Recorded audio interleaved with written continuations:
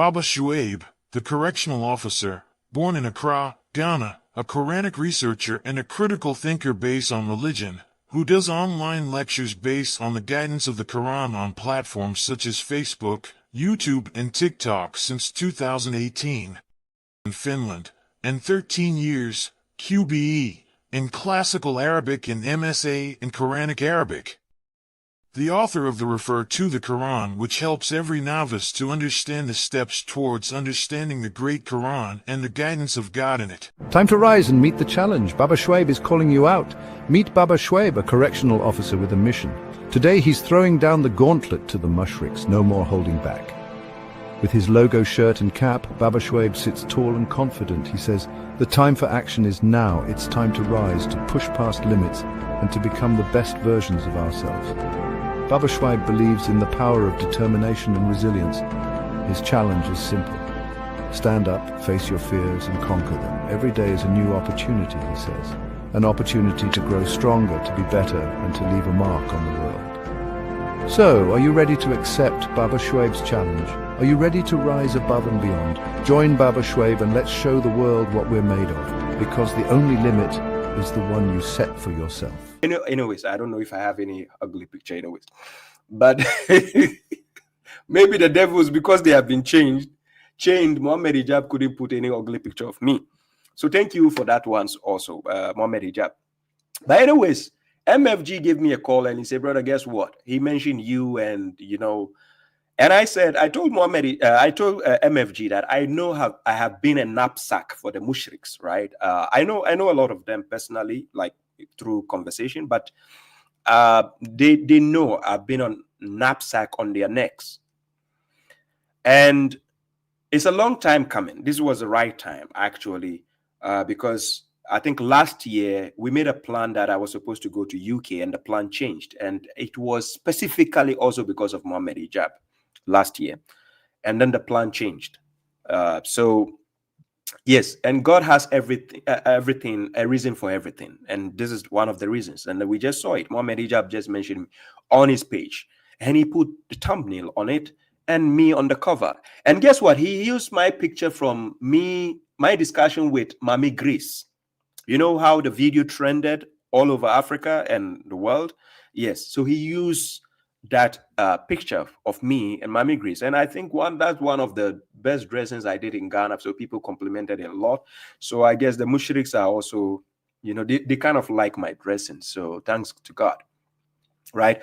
And I know if not right now, Muhammad Hijab gets to watch me, he might say, look at this kafir. He's wearing a necklace, by the way. Quran chapter 35, verse 12. You can wear it and thank God. There's nothing wrong. Wearing a necklace is never haram. Only the Sunnis, the mushriks, will tell their audience and their followers not to wear anything like this, right?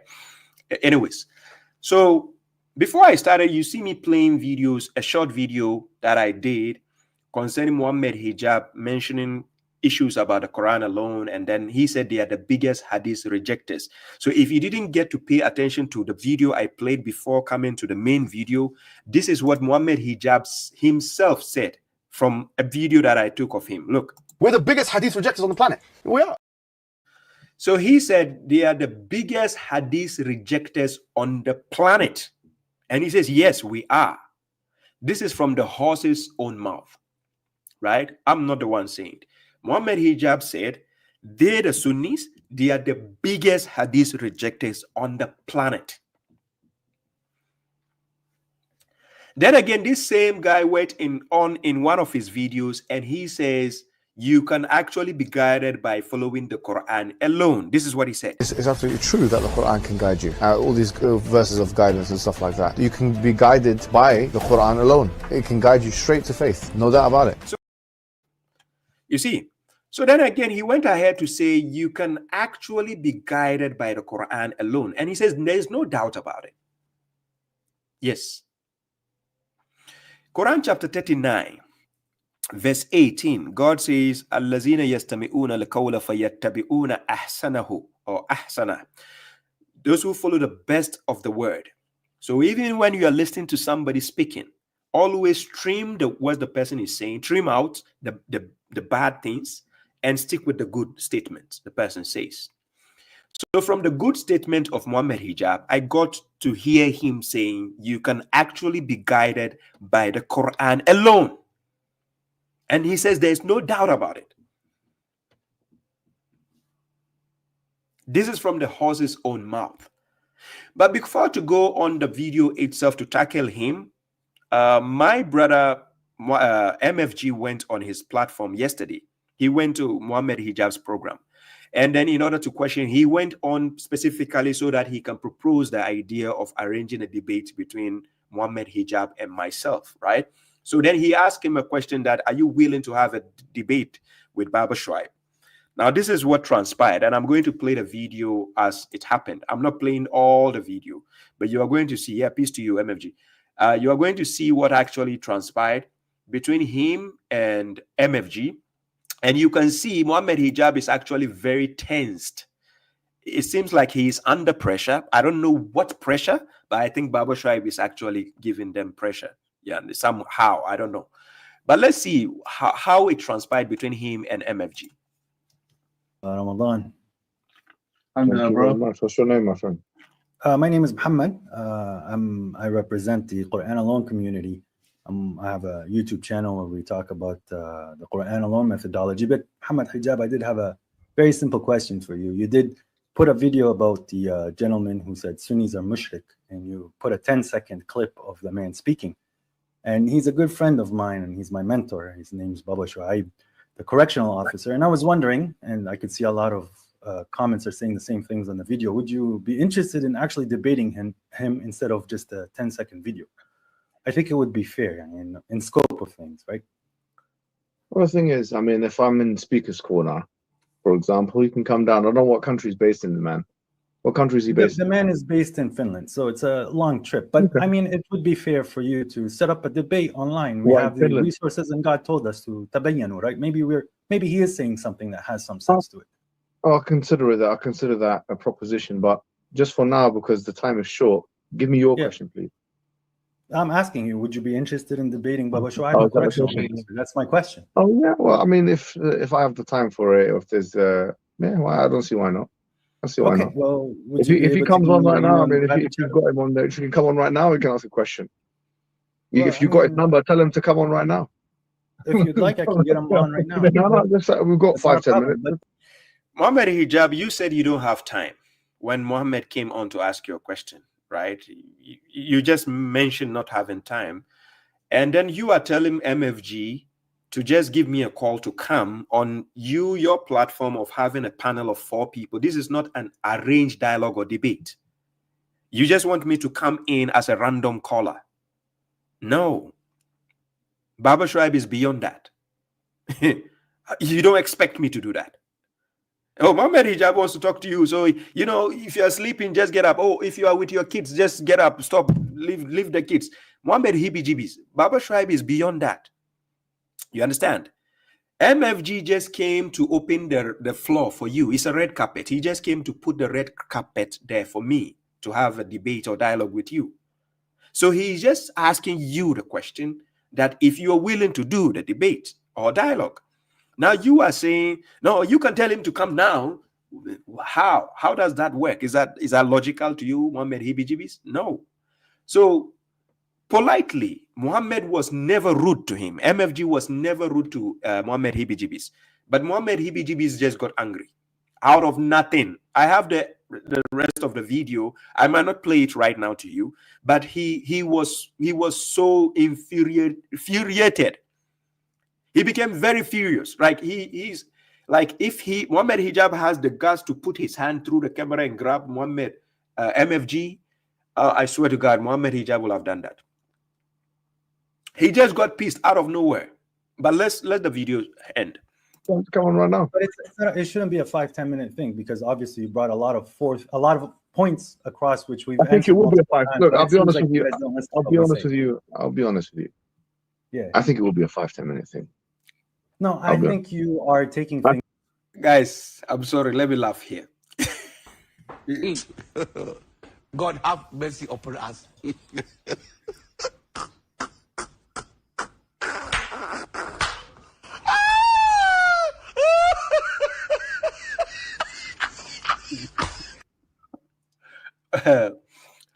Muhammad Hijab is actually saying, I think it will be a 5-minute thing.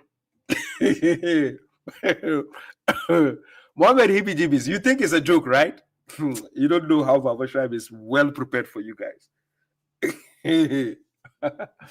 Oh my God. You think it will be 5-10 minutes thing, right?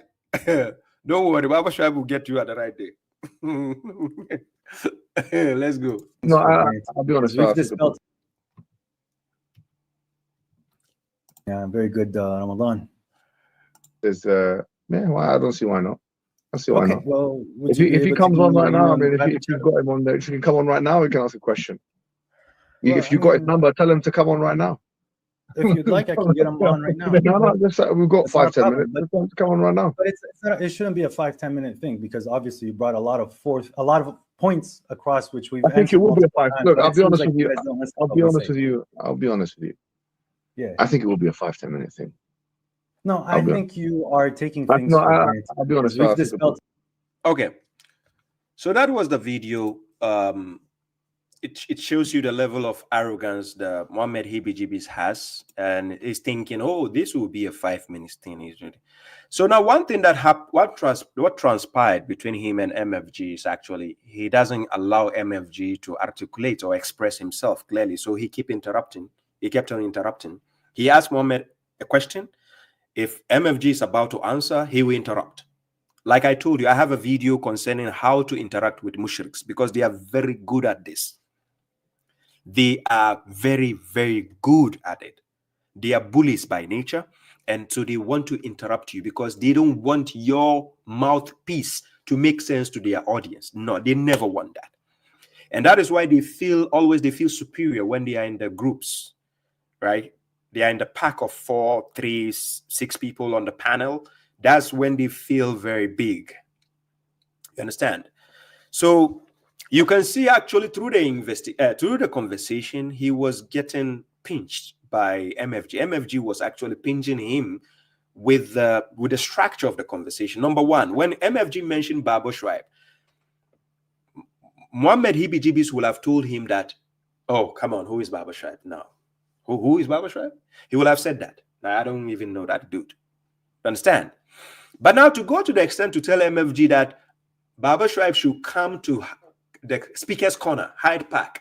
Now, in the first place, why? No, that's the first question. Why? The idea is we can just set up a first debate or dialogue. You've been doing it with Jordan Petersons and so on, and then David Woods and so on. But why speaker's corner? For what? So that you show me how tall you are. Look, I'm coming from the slums of Nima. I'm from Nima, right? For anybody who doesn't know about Nima, it's in Ghana. It's in the capital city of Ghana. It's Accra. I was born and raised in Nima. In Nima, we have every kind of people there. Yes, every kind of giants, short, bodybuilders, the stubborn, the most toughest guys you can find. You can find educated people, the worst of people. You can find imams. You can find pastors. You can find, you mention any type of person, tags you find there. So Muhammad Hijab, I don't get the idea saying I should come to Speaker's Corner. It's not as if I cannot come. We had the plan that I was coming last year, actually, to be honest. 1 or 2 things just, change the plan. Okay. But it's just a proposal. If you're willing to do, it's a debate which needs to be arranged. But if you're saying it is a 5 and 10 minutes thing, you think it's a joke, right? Don't worry. Baba Shuaib is going to set you up today. I'm going to show to the people how naive you are. So let's go straight to the point. So let's play Muhammad Hijab's video that he did on me concerning me. At the end of the day, he said, we are kafirs. He says the Quran alone movement, we are kafirs. Because we are Muslims, but we just happen to be the Quran alone followers for guidance, right? We follow the Quran alone for guidance. It doesn't mean we cannot read or follow other books, but we follow the Quran alone for the guidance. Yes. So now, let's go to the main video that he did. It is a little different, because it is about someone who claims to be a Muslim, yet he's openly working against Islam. So now they did this video. They said someone who claims to be a Muslim, but he's clearly working against Islam. For all my wise audience watching me, I've never done any lectures or videos against Islam. Wallahi lazim, I always do my lectures against mushriks and especially Sunnis. I don't do any videos against Islam. You'll be the biggest bozo ever to think Baba Shuaib is against Islam. Wallahi lazim. You are the biggest fool. This individual claims to have the true understanding of the Quran and is actively leading people astray. This individual claims to have the true understanding of the Quran and leading people astray. To what? Now, when you are leading somebody astray, there has to be an objective of what to follow before you lead them to the different direction, right?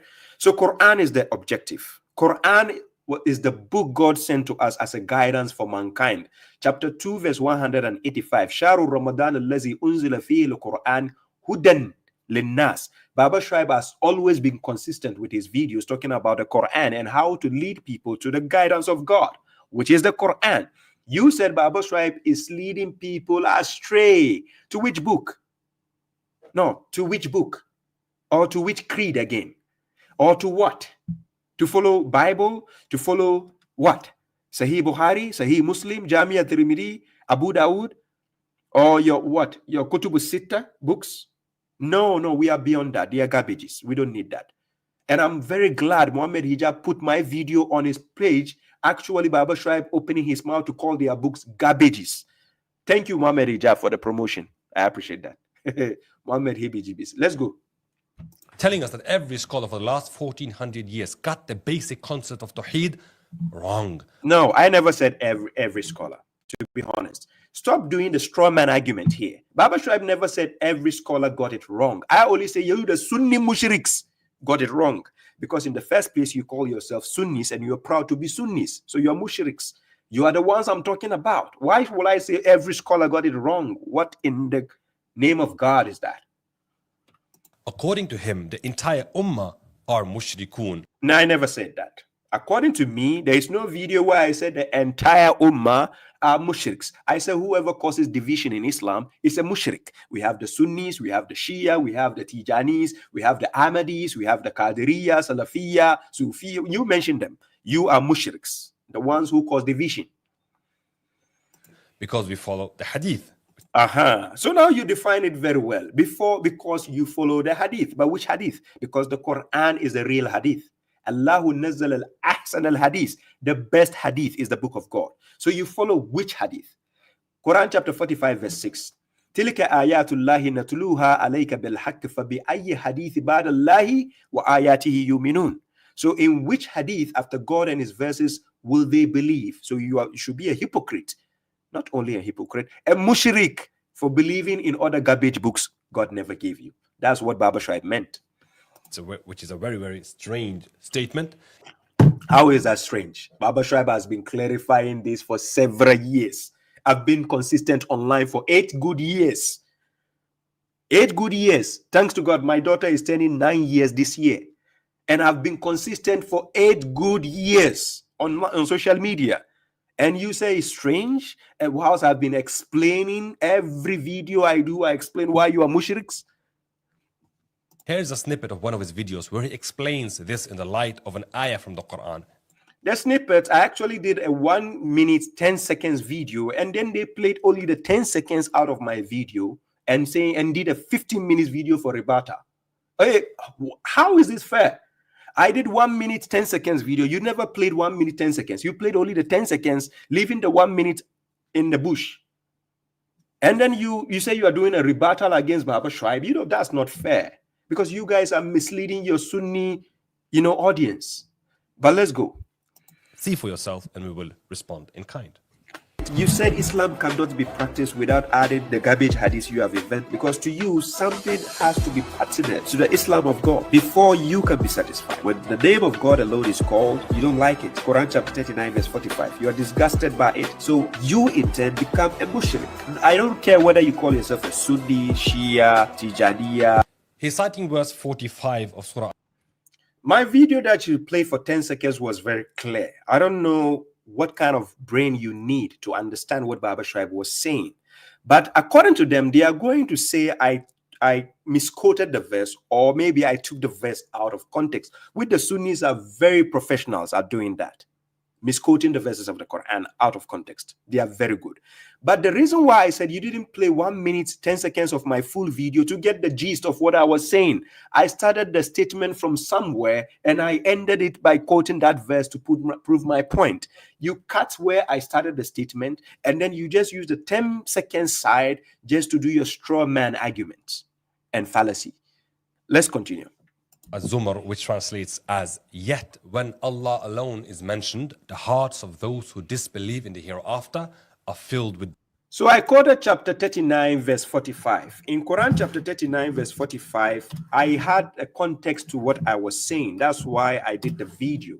But they left the context out where it was saying, wa iza zukirallahu wahdahu, then it says, ishma'azzat qulubul lazina la yu'minuna bil akhirah, wa iza zukiral lazina min dunihi iza hum yastabshirun.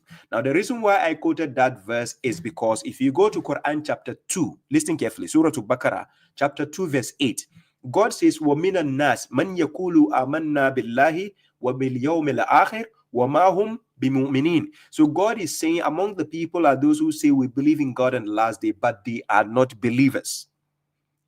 Are you getting my point? Because if they are actually believers, they will do the right work of a believer. But mushriks, Sunnis don't do the right work of a believer. People who will tell you the Quran is nothing without their garbage books. Islam is nothing without their garbage books. And they will tell you, yeah, we are proud to be Sunnis. How can these people be believers in the hereafter? So I quoted this verse to show that they are in line with what God is saying, because they will only be satisfied when you mention their garbage books. They will only be satisfied when you mention anything which has to do with the fake prophet they have in their hadith, not the prophet of the Quran. Remember, there's a difference. So the fake prophet they have in their hadith, unless you mention that with God, they are never satisfied. Disgust. But as soon as those gods other than the verse doesn't say gods. No, it doesn't. Let's check the verse. The verse doesn't say gods. So let's go and check how they do the straw man fallacy and arguments. So I put the verse on the screen, Quran chapter 39. Then we go to verse 45. This is the verse on the screen, ladies and gentlemen. This is what God says. God says, and when God alone is mentioned, the hearts of those who do not believe in the hereafter are filled with disgust. Then he says, but when those other than him, he never said gods, when those other than him are mentioned, because remember, God says, La ilaha illallah. So God already knows there is no God except him. So there is no challenge there. But when those other than him, meaning people have set up andada, we call them counterparts, they've set up idols for themselves that they rival with God, especially the Sunnis. The way Sunnis venerate Prophet Muhammad in history of mankind, nobody can even do it even for God. I'm serious. The way you, the believer of the Quran, you will love God, a Sunni love Prophet Muhammad more than the way you love God of the Quran. To be honest, I'm not joking with you. So I quoted this verse in line with what God is saying, but you see the straw man arguments they are causing there. Me quoting the verse in line with what God is saying, they are playing a straw man argument. So God says, and when God alone is mentioned, the hearts of those who do not believe in the hereafter are filled with disgust.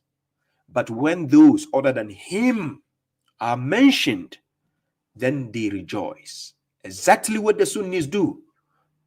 So that is why even the Shahada, they created their Shahadatain. When we say Ashadu Allah ilaha illallah is enough, they will say, look at this kafir. He doesn't want to add wa Ashadu anna Muhammad Rasulullah. Because to them, you have to add the Muhammad Rasulullah, because then this is where they are satisfied. And even in the masajids, when you say Prophet Muhammad's name without the masjid vibrating, sallallahu alaihi wasallam, they are not satisfied. No. They consider you a kafir. Yes. Let's go on. are mentioned, they are filled with joy. Akhi Muhammad Hijab, it's a pleasure having you here today. What would you say to this weird accusation? Well, the thing is, I think we have to start off with what the Quran says itself. I mean, these people who say that they reject the hadith, I would say they're actually rejecting the Quran.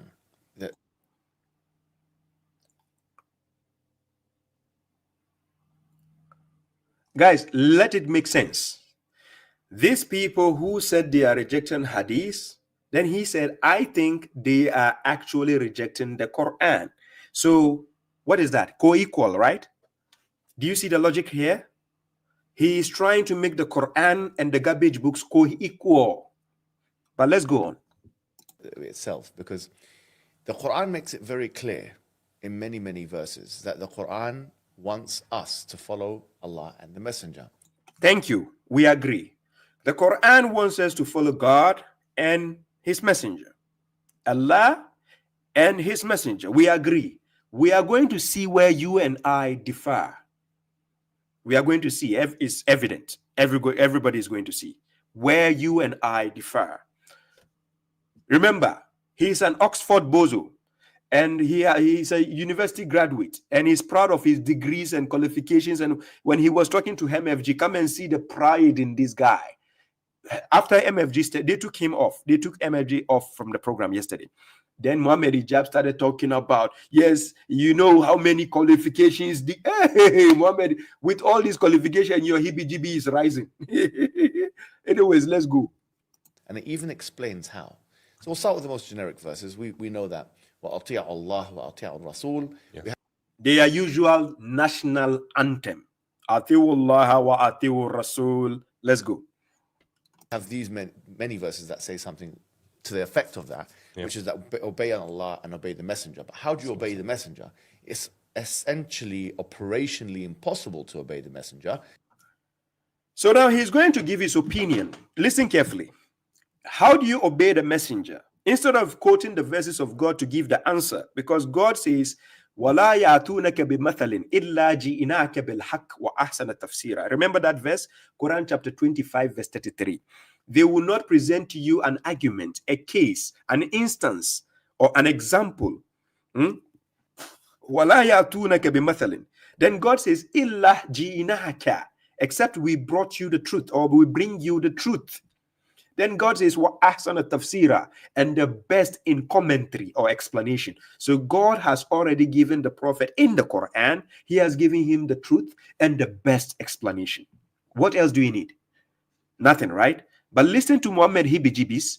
When he was quoting the verse, أَطِيعُ اللَّهُ وَأَطِيعُ الرَّسُولِ, he is going to show you from his own opinion, not according to even a scholarly position, his own opinion, how to obey the Messenger.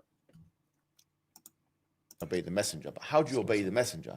It's now he's asking a question. How do you obey the Messenger? Essentially operationally impossible to obey the Messenger if there is no preserved record of what he said, did, or agreed with. So that's the first aspect. Did you hear what he said? Did you hear what he said? Now pay attention. Look. That obey Allah and obey the Messenger. But how do you obey the Messenger? It's essentially operationally impossible to obey the Messenger. Did you hear what he said? It's essentially operationally impossible to obey the Messenger, and he is going to give the criteria in which you are supposed to obey the Messenger. So that is Muhammad Hibijibis speaking. If there is no preserved record of what he said, did. Oh my God. What is wrong with these people? Now, the Quran we have is not the words of the Messenger where God says, إِنَّهُ لَقَوْلَ الرَّسُولِ الْكَرِيمِ, because Jibril acting as a messenger to come into Muhammad is a messenger, right? He delivered the message to Muhammad. Muhammad acting as a messenger to the people is also delivering the messenger, the message, right? So is that not the Qawl al-Rasul al-Karim? So let's go and check what God says in Quran chapter 5 verse 67. Listen, let's expose these bozos. Let's expose them. Quran chapter 5 verse 67.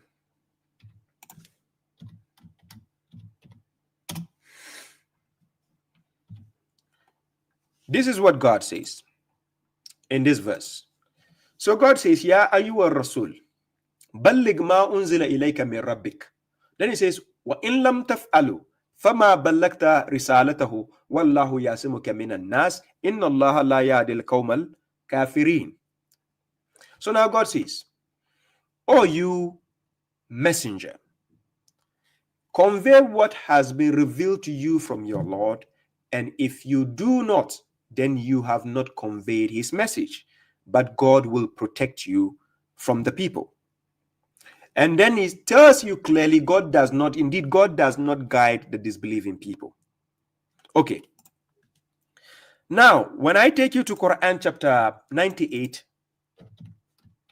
verse 2, and I'm reading up to verse 3, listen what God says.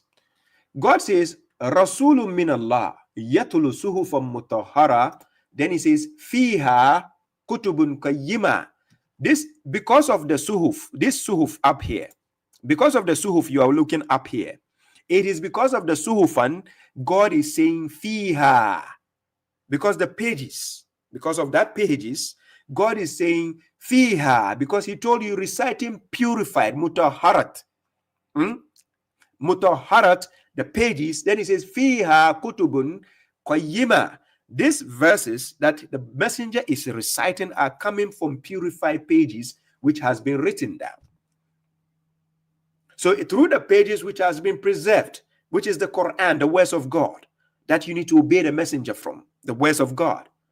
So God is telling him in Quran chapter 5 verse 67, "O you the messenger, deliver what has been, or convey what has been revealed to you from your Lord, and if you do not, then you have not delivered his messages.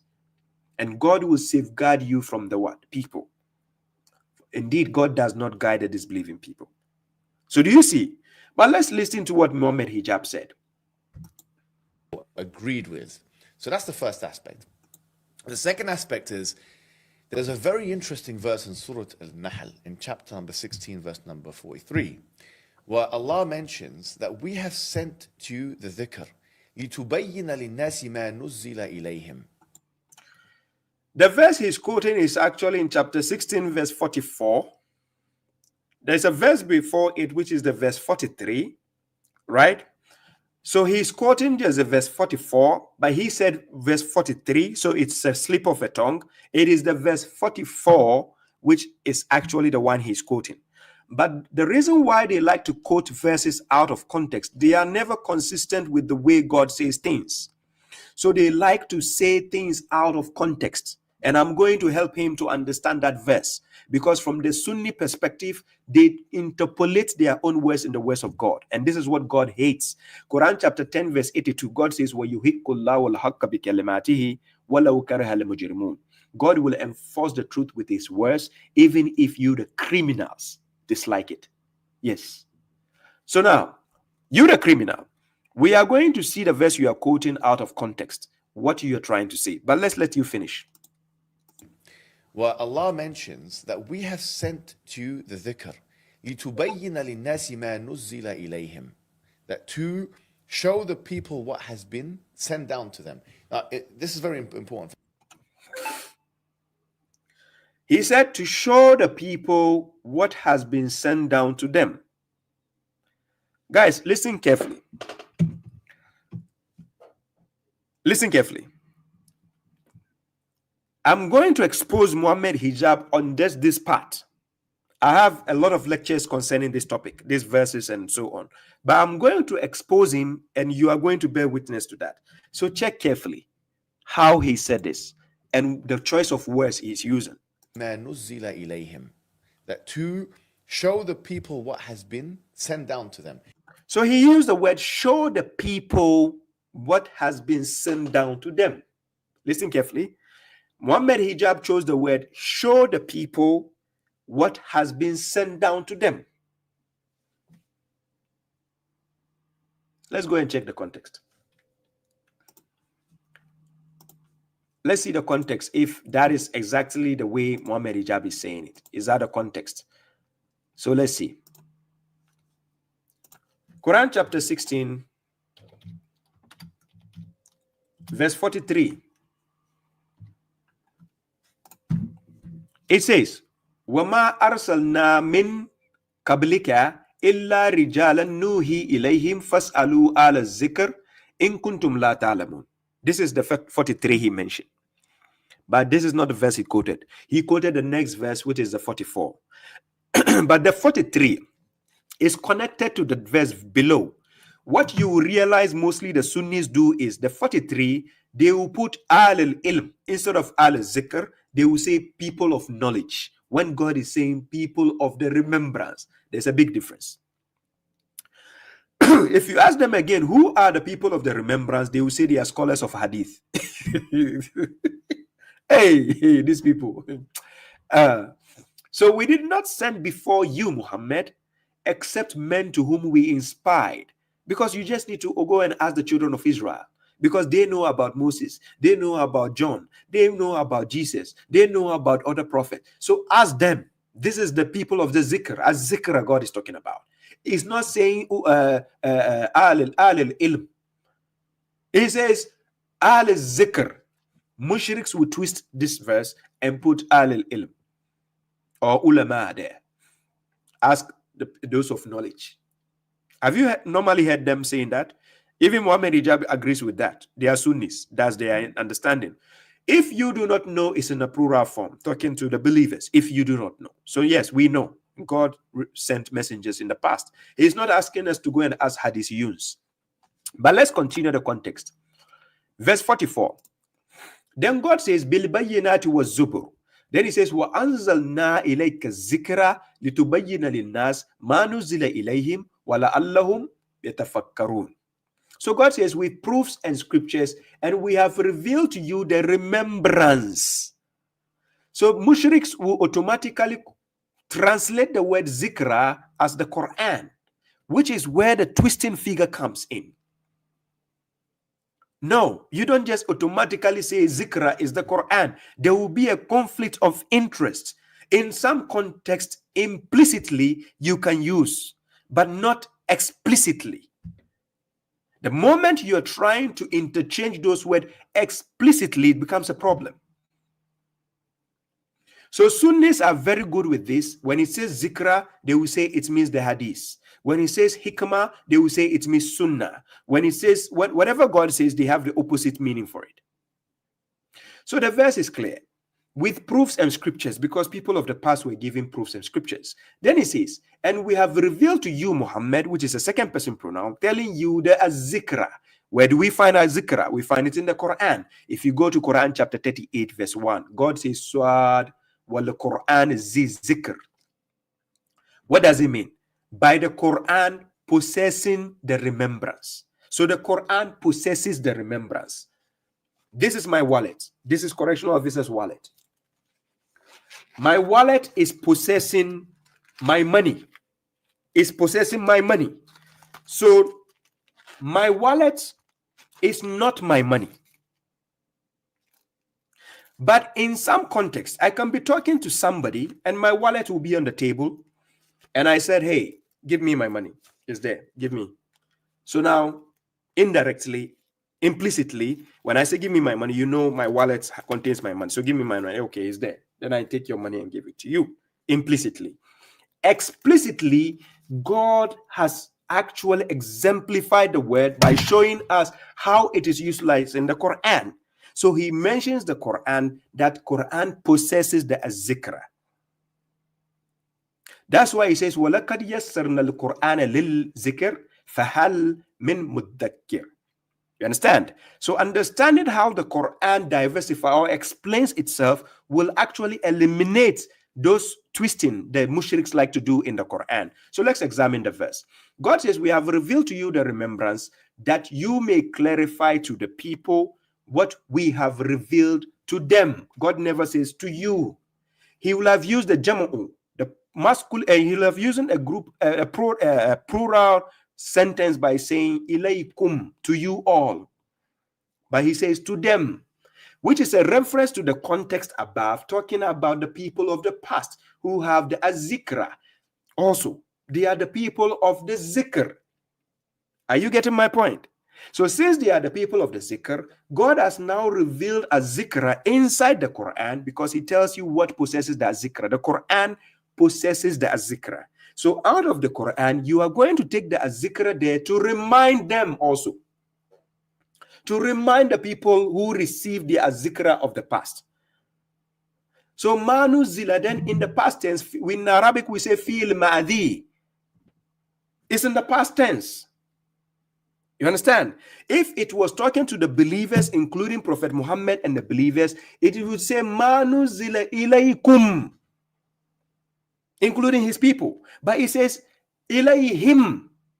But this clarification, is it unique? Is it exceptional? Let's see the children of Israel. Even them were told to make to show the people, according to Muhammad. He said to show, right? To make it known. I agree with him. To make it known. Doesn't say to explain, right? Okay. So let's go. Chapter 3, verse 187. This is what God says. In Quran chapter 3, verse 187, when you check the verse here,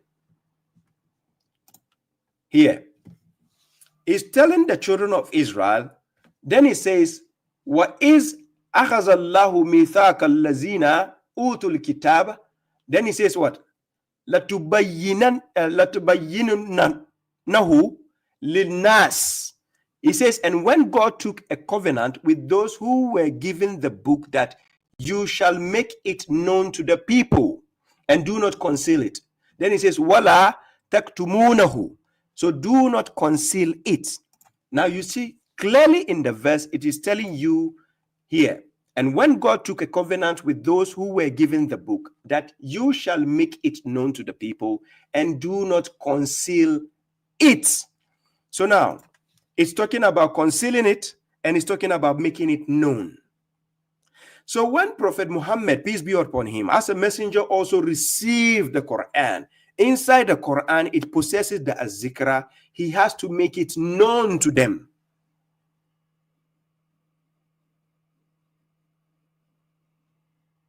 Oh, just a second. He has to now make it known to those people. He must to make the azikra known to them. It is not about another book given to the prophet somewhere. Because if any mushrik is telling you the azikra is actually the hadith, or is the sunnah, or is this telling me, oh yeah, my guy, you are lying, you are lying. The Quran says zikr. He says swad wal Quran is zikr. The Quran possesses the zikra. How can you be telling me the zikra is your hadith? How can you be telling me the azikra is your garbage books? No. The azikra is found in the Quran. It is not outside the Quran. So Muhammad Hijab, you fail on this one, but let's move on to the argument. This is very important for the following reason, right? You have two things that are mentioned in the Quran, in that particular surah, So now, the two things mentioned are still found in the Quran. What is wrong with these mushriks? With all your academics, with all your Azhar, and whatever you have studied, your degrees, you couldn't even sit down with just 114 chapters of the Quran. You claim you have your degrees in Arabic language or whatever. Can't you sit down and access the Quran and see the answer the Quran is giving you? That the answer is in Quran chapter 38 verse 1. It is the Quran possessing the azikra, that you don't just go and find it in your garbage books. Oh, Muhammad Hibijibis, why? Let's go. Number one is that Allah sent down a dhikr. And we know dhikr is the Quran here. You see how they do the straw man fallacies they commit? Do you see that? He says, and we know that the zikra here is the Quran. What is wrong with these guys? Quran chapter 30, let me put the verse on the screen so that also my audience can see it. Let me put the verse. Take this video out, put this one. This is the verse, chapter 38, verse 1. This is the verse on the screen, ladies and gentlemen. It says, Swad wal Quran zikr. By the Quran containing the azikra. That is it. What is your issue? No, the mushriks, I don't understand you. What is it, God, you don't want to believe? That's why I say you are not believers and you don't even believe in the last day.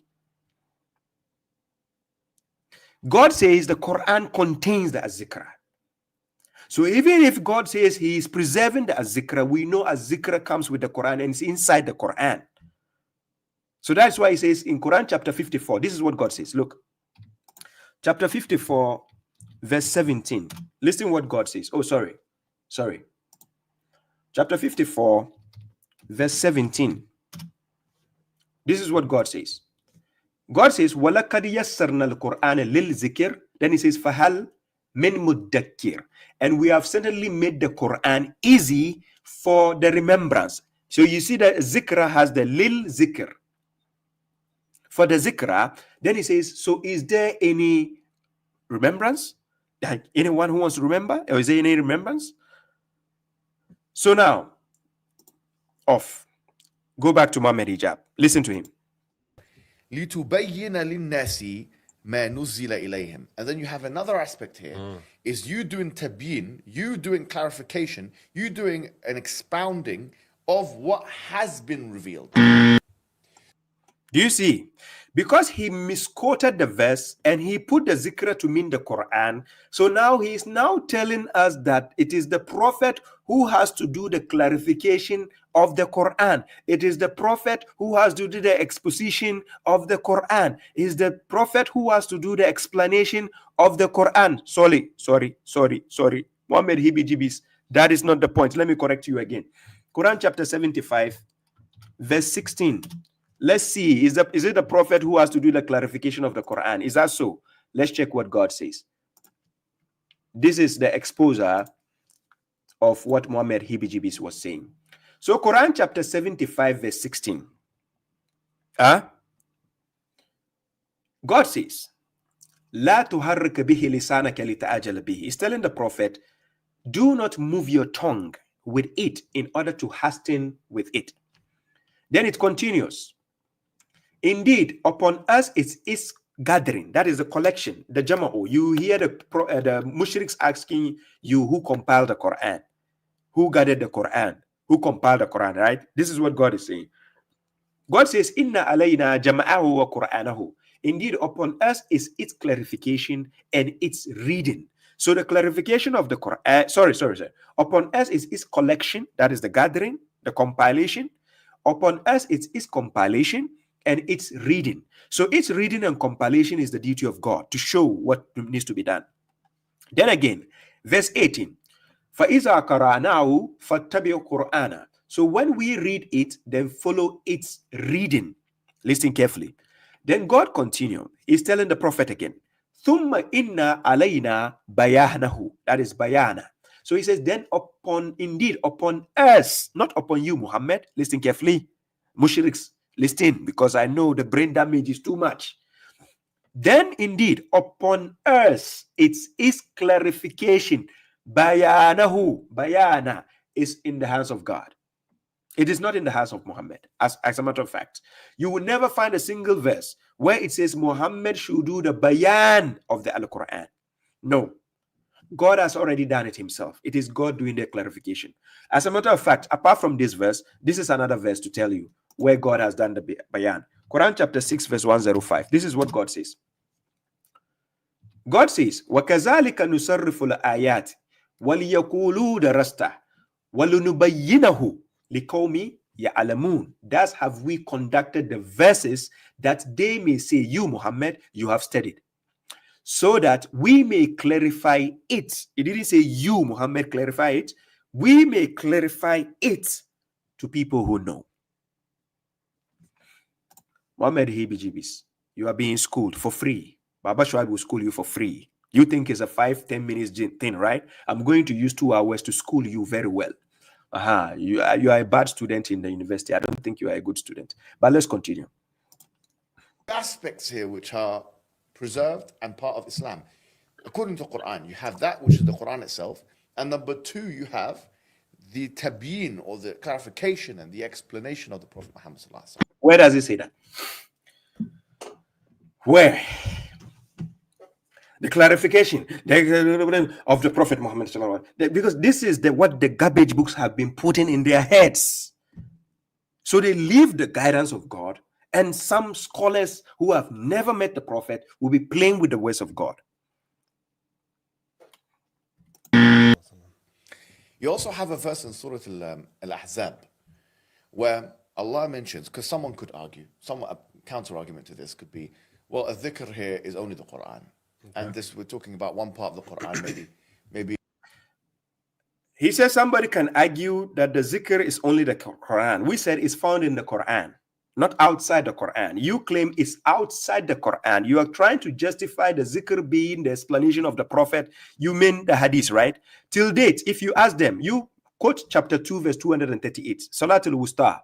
Ask them to bring you the clarification of the Prophet, where he clarified Salatul Wusta, what it is. They don't have it. They said the azikra is the clarification of the Quran. So the azikra is the clarification the Prophet has done. In which book? Okay, no problem. Anywhere it is, bring it. Show us where did the Prophet clarified the Salatul Wusta. Bring it. Where he clarifies Salatul Wusta, what it is. They don't have it. They will only tell you the scholar said. The scholar said. Or you go to the tafsir of Qurtubi, go to Ibn Kathir, go to Jalalain, go to Tabari. This is what they will be doing to you. If the Prophet has already explained, the Prophet has already clarified, what do you need these garbage tafsirs for? Ladies and gentlemen, please, let's listen. Let's listen and reason. Listen and reason very well. If the Prophet, according to Muhammad Hibijibis, if the Prophet has already explained and he is the one to do the clarification of the Quran, why do they need the tafasirs of Ibn Abbas, Ibn Kathir, Bagawi, Saad, Qurtubi, Tabari? You mentioned them. Why do you need this? Please, be cool. Anyways, let's go. Explaining another something like this, some ba'id, some far away tafsir. Okay, well, imagine this. In the Quran, Allah now is instructing the mothers of the believers, who are the wives of the Prophet, وَاذْكُرْنَ مَا يُتْلَى فِي بُيُوتِكُنَّ مِنْ آيَاتِ اللَّهِ وَالْحِكْمَةِ. Okay, this is a verse in Surah Al-Ahzab. وَاذْكُرْنَ مَا يُتْلَى فِي. So, ladies and gentlemen, let's first of all agree that Muhammad Hijab has failed the first argument concerning the Azikra. He failed, right? So that is done.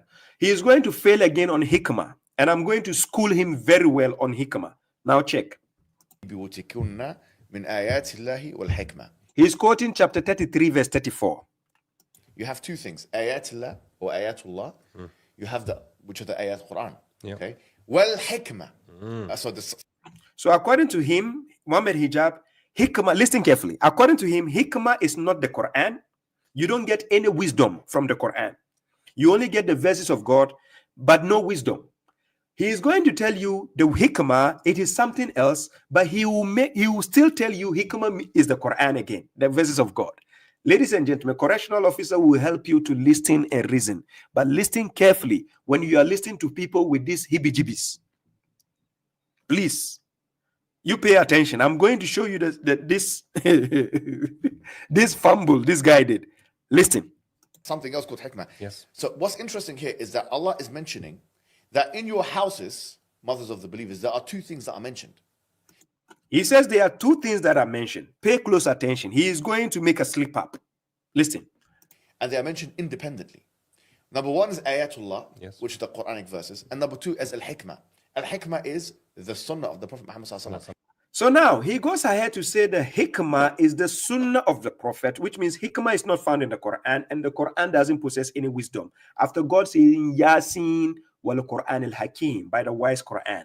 The Quran on its own is wise. So anything which is wise possesses wisdom. But these people said, no, wisdom is not in the Quran. It's found in their garbage books, which is the Sunnah, which is another name for the Hadith books. Because if you ask them, where do I find the Sunnah? It is still in the garbage books. Right? Okay, so we are going to expose Muhammad Hijab. Listen to him carefully. We are going to catch his lies right now. Someone can argue, well, one is the other. The hikmah is, in fact, the ayatullah. Ladies and gentlemen, did you hear that?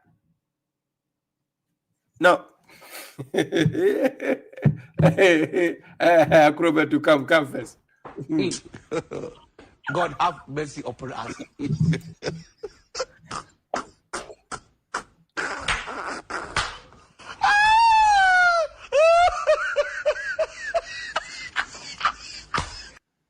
Guys, listen to the part, what he said again. I'm going to expose him again. Listen what he said. Independently. Number one is ayatullah, Yes. which is the Quranic verses, and number two is al-hikmah. Al-hikmah is the sunnah of the Prophet Muhammad sallallahu alaihi wasallam. Some of them So you see, he said the hikmah is the sunnah of the Prophet. Listen carefully. I'm going to show you that these people, when you don't listen to them critically, correctional officer will help you. He said it that it is the sunnah of the Prophet. He said it, right? Without any reference, no proof. But he is going to say again, it is in fact the verses of God, which is the hikmah. Please pay attention. well, one is the other. The hikmah is, in fact, the ayatullah. But in Did you hear what he said? He says the hikmah is in fact the ayatullah. Did you hear that, or you didn't hear? It's in fact the ayatullah. Okay, let's go. Arabic language is something, there's a principle says, al-atfu yaqtadi al-mughayara. Al-atfu, a conjunction necessitates differentiation. Conjunction is when you have like the word and, for example, it's a conjunction, right? So wa in this verse is a conjunction. You're putting two things together. When you have and you have two different concepts, one of them has to be different from the other. Otherwise, you have a tautological concept. So, ladies and gentlemen, if I'm talking about the bus and the driver, can't the driver be in the bus? Even though they are different, can't they be one be in the other? Okay. According to Muhammad Hijab, bringing his whatever Arabic, whatever, thinking he's so wise and smart. Look at the slip up he's just making. He is saying in Arabic, this is when you say what, a conjunction and whatever. So it cannot be, hey, Muhammad Hijab. If I say the bus and the driver, can't the driver be in the bus? Ladies and gentlemen, if I mention the bus and the driver, can't the driver be in the bus? So if God says ayatullah and the hikmah, or he says kitab wal hikmah, what is wrong when the hikmah is in the kitab? You said they cannot be together. They have to be different, right? What kind of logic is these people using? I don't understand their logic. Seriously. I don't understand. And these guys are Oxford graduates. These guys, you claim they have degrees, then I don't want any degree in my life. Serious, I don't want it. Seriously. If this is what degree ends you up to be, by lying to the people, twisting the verses of God, I don't need it.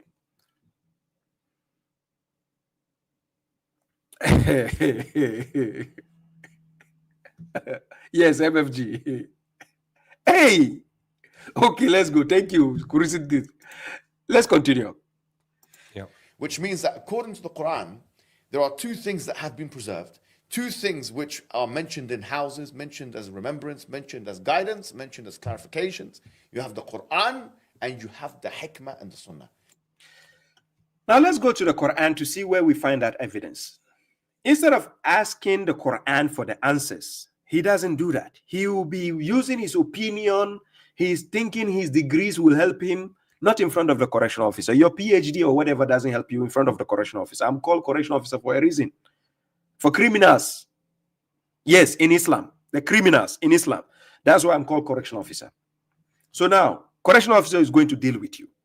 You talk about the ayatullah and then what? The hikmah. You said they are different. So they cannot be found in the same space. Let's go and ask the Quran. So first of all, I take you to Quran chapter 2, verse 231. In chapter 2, verse 231, I put it on the screen, right? So I remove your video, Muhammad Hibijibis. This is this verse. This verse you are looking on the screen here, chapter 2, verse 231. I'm going to start where God says, وَاذْكُرُوا نِعْمَةَ اللَّهِ عَلَيْكُمْ وَمَا أَنزَلَ عَلَيْكُمْ مِنَ الْكِتَابِ وَالْحِكْمَةِ. Then he says, يَئِذُكُمْ بِهِ. Now, what I want you to pay attention is the ya'izukum bihi. He didn't say ya'izukum bihima. Look, any Any Arabic expert, Arabic language expert watching me or listening to me or knows this verse, ask them, if it is talking about two different things from afar, it has to be bihima. It doesn't have to be bihi, because the bihi represent a masculine pronoun. One, because which is allocated to the al-kitab, meaning the hikmah can also be found in the al-kitab. That is why God mentioned bihi. So he says, wazkuru ni'matallahi alaykum. Then he says, wama anzala alaykum min al-kitab. Because the kitab is a masculine pronoun. It's a masculine noun. It's a masculine noun. So the bihi God used is to represent the al-kitab, which you find the al-hikmah in the kitab. Because if they are two separate things, not together, then God will say bihima. So he says bihi, ya'izukum bihi, because when the moment you open the book, you are going to find the hikmah there. And Baba Shuaib is going to show you the hikmah. It's in the Quran. It's not far away. It's in the same book. Just like the bus driver and the driver are two things, but the bus driver can be found in the drive, and the bus driver can be found in the bus. It's just a simple logic. But mushriks don't have it because they are kaput in their head. Baba Shuaib is going to show you. So this is the verse. God says clearly in English here. This is what he says. He says, but remember the blessing of God upon you, and that which he has revealed, which has been revealed to you of the book and the wisdom. Then he says, by which is by it. The word bihi is representing the book, which you find the hikmah inside. Similarly, God used the same scenario. I'm going to show you again. The same scenario in chapter 5, verse 15 to 16. This is how God used it. Just to show you that it's talking about the book, and the second thing is found in the book. So God says in Quran chapter 5, verse 15, he says, Ya al-kitab, kad ja'akum rasuluna yubayyinu lakum kathiran mimma kuntum tukhfuna min al-kitab wa yahfu an kathir. Kad ja'akum min Allahi nuran wa kitabin mubin. You see, you might think he mentioned two separate things, right? He mentioned lights and book. But I'm going to show you, it is because of the book, the light is found in the book. You are going to see the grammatical instance God is going to use. The next verse is going to show you the grammatical instance. Then God says, Yahdi bihi. He didn't say Yahdi bihima. He mentioned the nur, which is the lights. Then he mentioned the book, clear book, which is Quran, the book of God, we know. But then he says Yahdi bihi. He didn't say Yahdi bihima. It's not two separate things, because the moment you open the book, you get the light there. And I'm going to show you where you get the light in the book. The Arabic of the Quran is unique. They can't compare their heebie-jeebie type of dialects to the Quran. No. This is why they are trying to go to the Azhars and so on to go and master the art of understanding the Quran. And they are still coming with the foolishness. But let's check. So the bihi God used is a masculine pronoun representing the al-kitab, which means you find the nur there, you find the hudan there, you find the zikra there, you find the hikmah there, you mention it, you find everything there, the hudan, guidance, everything there. Okay. Again, Quran chapter 42, verse 52, to show you that the light is found in the al-kitab.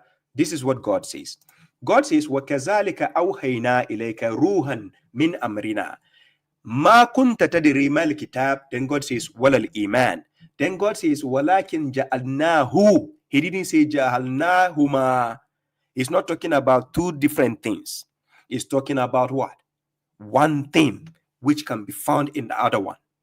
So then he says, وَلَكِنْ جَعَلْنَاهُ. If he's talking about two separate things, he should say, وَلَكِنْ جَعَلْنَاهُمَا. Two separate things. Meaning you go and find this somewhere, and you go and find somewhere. But the book is talking about faith. The Al-Kitab we have, the book God has given us, is here to tell you about faith. So you can find the faith through the book. This is how it works. So then God says, وَلَكِنْ جَعَلْنَاهُ. Then he says, نُورًا نَهْدِي بِهِ. You see, he still repeat bihi. He didn't say bihi ma. Nadi bihi man nashahu min ibadina. So God says, and thus we have inspired a spirit of our command to you, Muhammad. You did not know what the book was or the faith, but we have made it, not them. It's not talking about two things. One thing, we have made it, even though he mentioned book and faith, but it is one because it's joined, interjoined. And there it is. You find it in the book. The book has everything inside. It has the Al-Quran inside. Is that the Hudan? It has the Hikmah. It has the Zikra. You mentioned them. All are found in the Al-Kitab. So now, mushriks think when God is mentioning this, he has to separate these two because they are shallow-minded in understanding the Arabic language of the Quran. So they think whatever they go to learn in the academics, that is what decides what the Quran says. No. Correctional officer will correct you by force. Okay. So in this verse, you can see, even though it mentioned the Iman and it mentioned the book, but it is using a masculine singular pronoun. Do you see the point? Okay, so now let's go back and correct Muhammad Hijab. He says the Quran, the verses of God cannot be the hikmah. We are going to show him where the hikmah is found. When you take Quran chapter 17, you read from verse 22. When you read from verse 22, where God says, La taj'al ma'allahi ilahan akhara fataq'uda mazmuman makhzula. So God says, do not assign another God with the God, then you will remain censored and helpless. Now, this is part of the hikmah. But how do we know? Read from verse 22. Start reading. Chapter 17, from verse 22. Keep on reading. Keep on reading. Coming down. Keep on reading. This is the same place he says, وَلَا تَقْفُ مَا لَيْسَ لَكَ بِهِ إِلْمٍ. Do not pursue that of which you have no knowledge. It's part of wisdom if you don't know.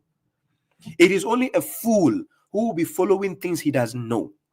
So the wisdom God gave us is found in the book, but they don't believe. So let's show them the evidence. You keep reading. You keep reading. You keep reading. This is the same wisdom which tells you don't kill your children. This is the same wisdom that tells you don't go and kill an innocent soul. So we keep reading. We keep reading. We keep on reading. Then we go to verse 39. Then God says what? ذَلِكَ مِمَّا أَوْهَا إِلَيْكَ رَبُّكَ مِنَ الْحِكْمَةِ. Hey, knowledge is sweet too. Let me drink some water. So, Muhammad Hibijibis, if you are watching, chapter 17, verse 39, God says, Zalika mimma awha ilayka rabbuka min al-hikmah. Then he says, Wala taj'al ma'allahi ilahan akhara fatulka fi jahannama maluman madhura. So you see, God repeated. He repeated a similar statement from verse 22. He repeated it at the end to show you the package of the hikmah, the wisdom given to you in the verses of God. So then he says, that is from what your Lord has inspired to you. Second person pronoun, talking to Muhammad, Ilayka, even though we are supposed to replicate and follow, emulate and follow. Then he says, of the al-hikmah, the wisdom. That is what God has inspired. Where do we find it? In the book of God. In the same book. But the mushriks are telling you the hikmah, the Quran is not a wisdom. It's not the wisdom even. They tell you can find the wisdom in the garbage books telling you the prophet married 6 years old girl and slept with her at 9 years. That is the wisdom for them.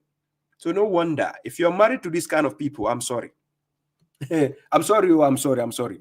Thank you, Umar, for the gift. Thank you. I appreciate that. Let's go on to the next hibijibis he has to say. Why I say the Quran alone, they fall into kufr akbar, which is yukhrij sahibuhu min al-millah. It's the kind of kufr akbar which takes the person outside of the fold and the pale of Islam. Hey, Muhammad Hijab. God have mercy upon us.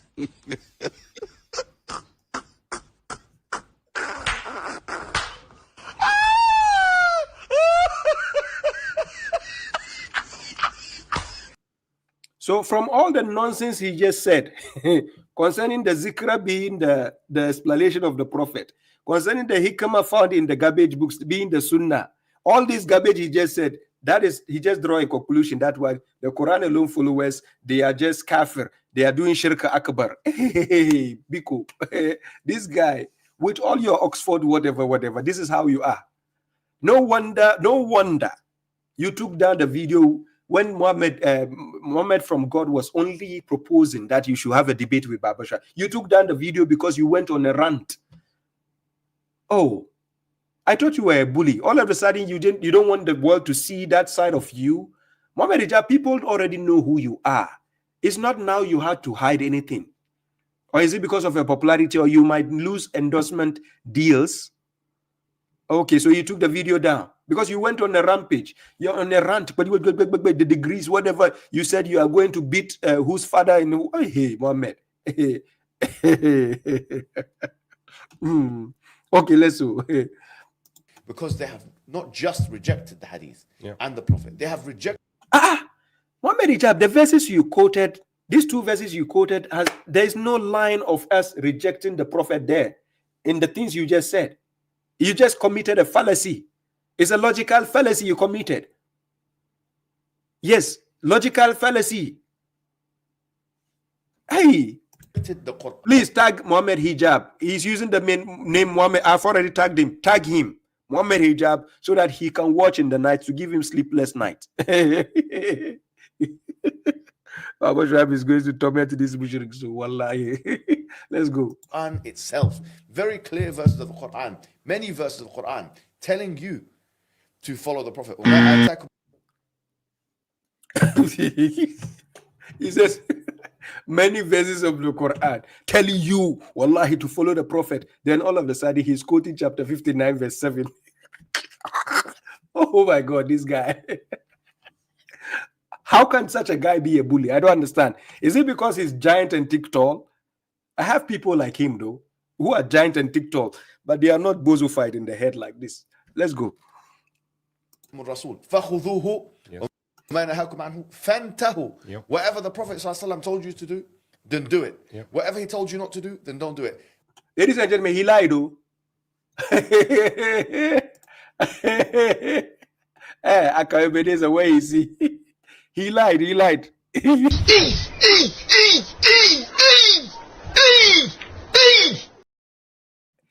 though. The verse doesn't say whatever the Prophet gives you. I'm serious. He lied, to be honest. The verse never said whatever the Prophet gives you. Listen what he said again. He lied. Itself, very clear verses of the Quran, many verses of the Quran telling you to follow the Prophet. Whatever the Prophet ﷺ told you to do. Because we follow the hadith. Ladies and gentlemen. Al-hikmah is, there are two things that have been preserved. He said, and the Prophet. They have rejected the Quran. Position makes this operationally impossible, because it is tantamount to saying that Allah has not preserved his religion. And I skipped the video. Whatever the Prophet ﷺ told you to do, then do it. Whatever he told you not to do, then don't do it. Once again, he said, whatever the Prophet tells you to do, do it. Whatever he tells you not to do, don't do it. First of all, he said prophet. The verse doesn't say prophet. Thank you, MFG. Yes, I'll do that. Let me edit it and put it now. Okay, no, not now. I'll do it later.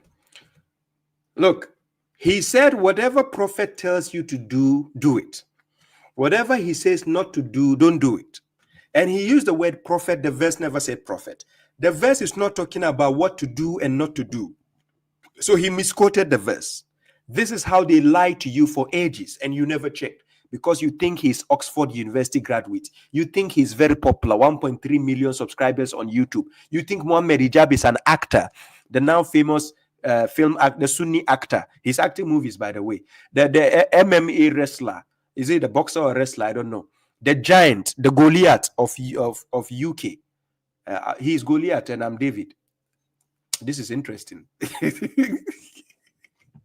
David and Goliath. Anyways, this guy, I'm going to expose him. Now let's go to the verse. Let's go.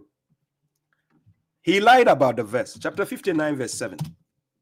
So this is the video people think Muhammad Hijab actually did a rebuttal against Baba Shuaib. Come on, you guys don't think at all. How can this be a rebuttal? Anyways, let's drop this part and go to the verse. This is the verse. So what the mushriks normally do is they take chapter 59, verse 7 and misquote the verse several times. Because you don't cross-check. It has a context. They cut the verse short, then they take the parts they like to lie to you. So I'm going to expose his lies. You see, the context is talking about war and the booty they get from the spoils of war from other people they fought with.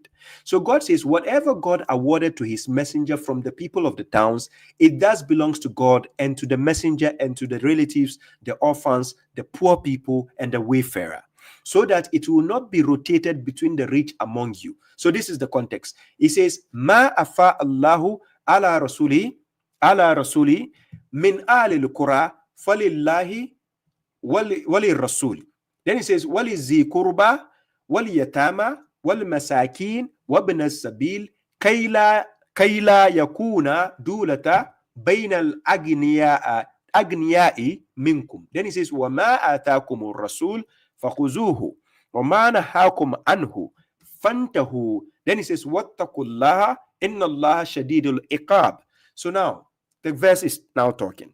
It says, whatever God awarded to his messenger from the people of the towns, it does belong to God and to the messenger and to the relatives and the orphans, the poor people, the wayfarer, so that it will not be rotated between the rich among you, the believers. So he says, and whatever the messenger gives you, it has a context. It is only bozos who leave the context out of the equation, and then they will just chime in with any garbage they have in the head and put it in the words of God. We don't see the word Nabi in the verse. It never said prophet.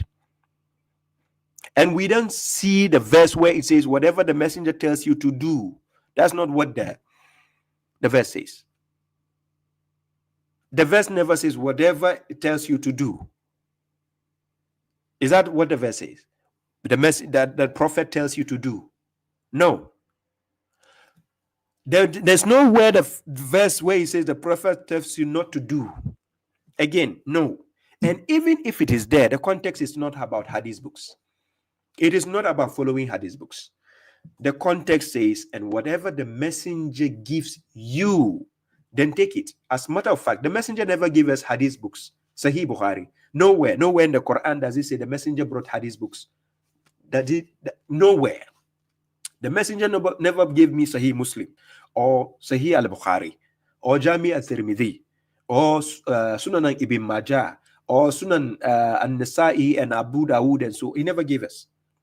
The Kutubu Sitta you have, the Rasul never gave us. So whatever the messenger gives you, let's assume that is the context that is talking about hadith books. But whatever he gives me, I should take it, right? But he never gave us those books. Okay. Then take it, and whatever he forbids you from, then you refrain from it and beware of God. So he says, then what? Indeed, what? God is severe in punishment. So you see how the mushriks, the Sunnis, like to misquote the verses of God day in, day out. But since God has enabled Baba Shuaib, correctional officer, to be on here, oh, Muhammad Hijab, I'm sorry. No. I'm sorry. There's no way you can bail out of this. Nobody will bail you out. Me and you, these fights, knowledge, when it comes to the knowledge of Quran, me and you, we are going to battle it out, inshallah. Seriously. Grayson Brook, greetings to you. Peace. Yes, enjoy the show. I'm just giving Muhammad Hijab some punches. You know, you normally do the punches in the ring. I'm doing the punches in the battle ring. This is my battle ring. I'm doing it live and colored. So, Muhammad Hijab, please stop lying to the people with all what the lies your scholars have told you for years. Please stop that. Muhammad Hijab, please. Let's go. So the verse has nothing to do with hadith books. The verse is talking about the messenger in the first place. Muhammad Hijab, you said the prophet. No, it doesn't say Nabi. When God says Nabi, don't say Rasul. When he says Rasul, don't say Nabi. This is how you guys lie to people for years. But now, otito. Otitan, Baba Shuaib is here. You guys, hey, what I would do to you, Allah, you don't know. Well, let's go again. Muhammad Hijab, EBGBs. Is this operationally impossible? Because it is tantamount to saying that Allah has not preserved his religion. Hey, is that what we said? We said God has preserved his religion. We didn't say your garbage books preserve our religion. Where did we say God didn't preserve his religion? Islam belongs to God. Inna dina inda Allahi Islam. The religion belongs to God. He has preserved his religion. We agree. But what allegation are you putting on us, Muhammad Hibijibis? I don't understand. Let's go. Yeah. And you could actually make a subsidiary argument on this point, which is that, okay, well, how is the Quran preserved? The Quran is preserved according to Ibn Jazar. So this is one of the arguments he was trying to use against MFG, thinking he has a tangible argument. Now, the reason why they are bringing this type of argument is to think that they are trying to put some flaws in your argument so that their audience will lose interest in whatever you have to say. First of all, you the mushriks claim that inna nahnu nazzalna zikra wa inna lahu lahafizun. You are saying that verse, the zikra, it means Quran. You the mushriks, the Sunnis. Okay, we agree, no problem. Implicitly, let's assume we agree with you. If that is the case, that means the preservation of the Quran is not the duty of any human being on earth. Are you with me? If we are going to go with your logic, the preservation of the Quran is not the duty of any human on earth. No. You will never find a single verse where God says the preservation of the Quran is the duty of human beings. Wallahi. And I dare any mushrik, including Muhammad Hijab, you will never find a verse where it says people should preserve the Quran. But however, this is what God says in Quran chapter 35, verse 31. And I put it on the screen.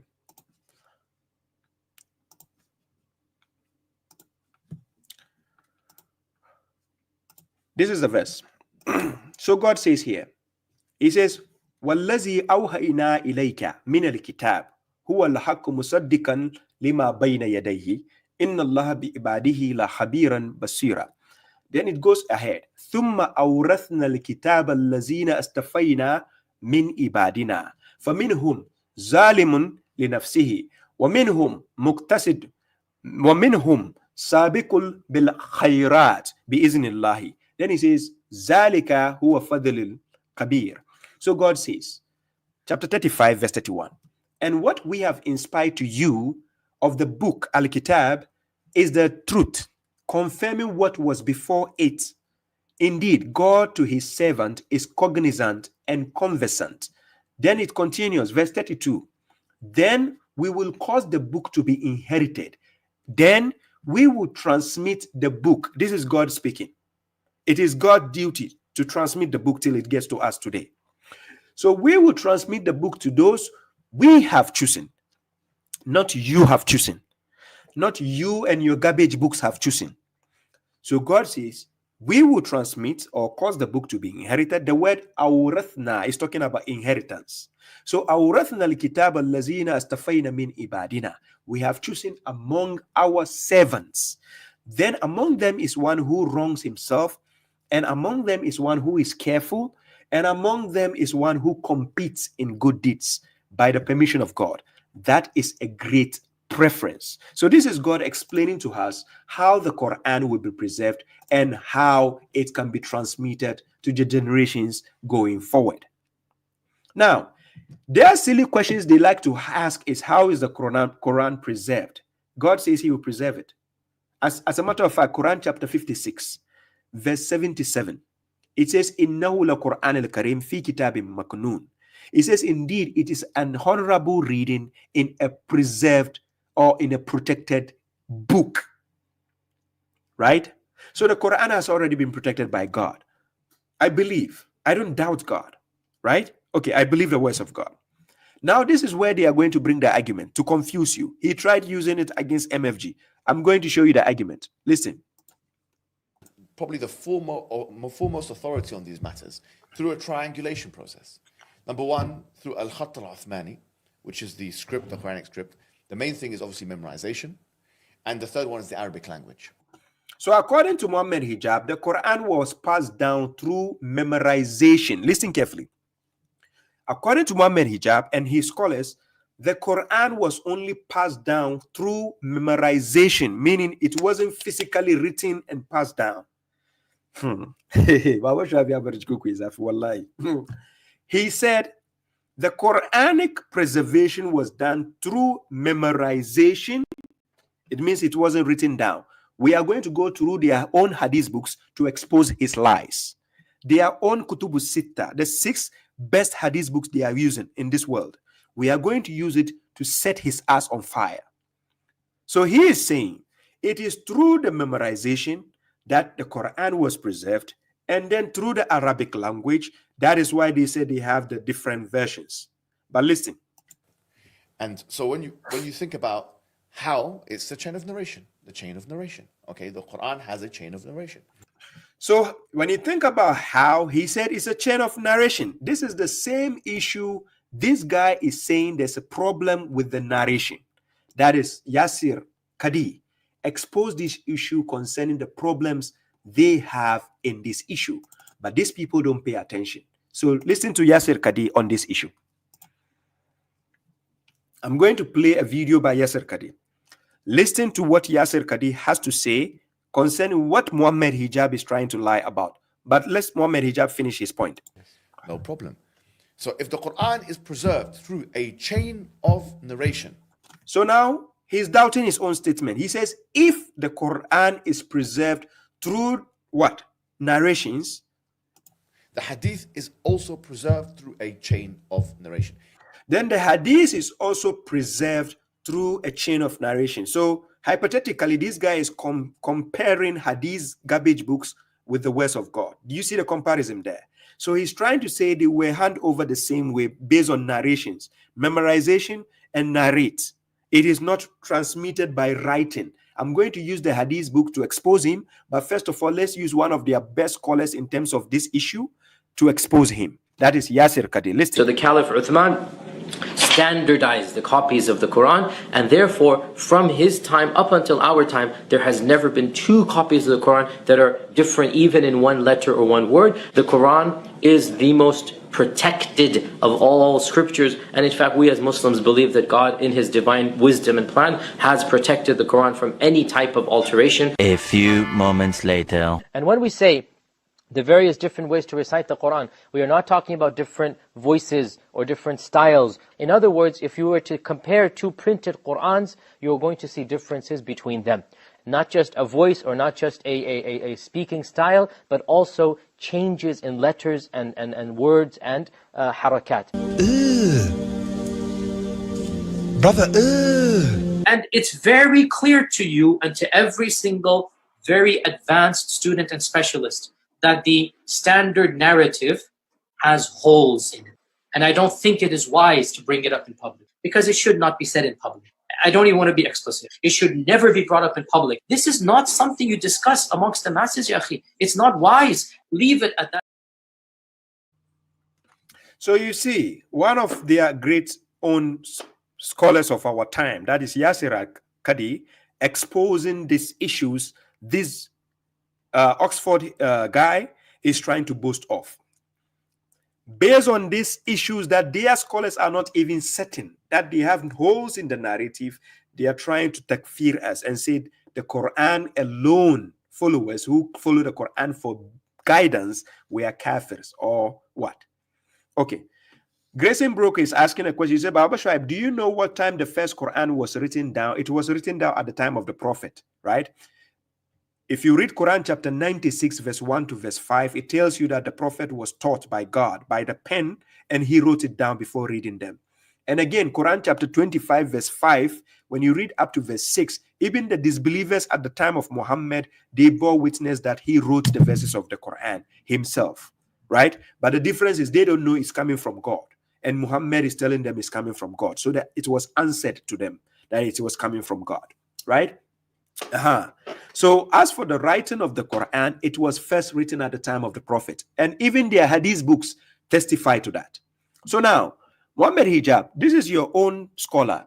That is Yasir Kadi exposing you and telling you, don't speak about these issues in public because you are going to make a fool out of yourself. So now, check. I'm going to give the evidences. Ladies and gentlemen, fingers crossed, let's go to their hadith books. So first of all, I take you to their first hadith book. Let's go to sunnah.com. So I take you to sunnah.com. Then I'll do this. I share the tab, right? Just a second. View this tab. Here.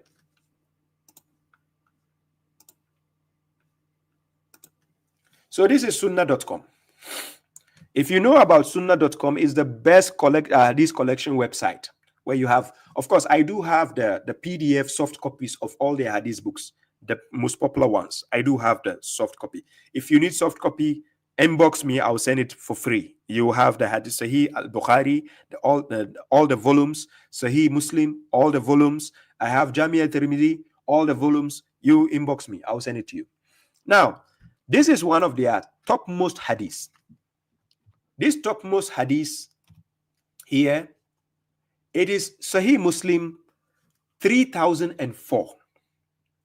This Sahih Muslim 3004, according to the hadith, narrated by what? Sahih Muslim, coming from what? Abu Sa'id al-Khudr. He said that the messenger said, listen carefully, La taktubu anni wa man kataba anni. Then he says what? Gair al-Quran falyamhuhu wa hadithu anni. He says, do not write anything from me.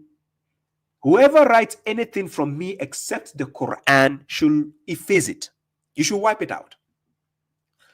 Now, if the Prophet actually said it, according to them, meaning the Quran is being written down at his time, it is not based on memorization that the Quran was passed down. This is their own claims. If you are claiming the Quran was passed down based on memorization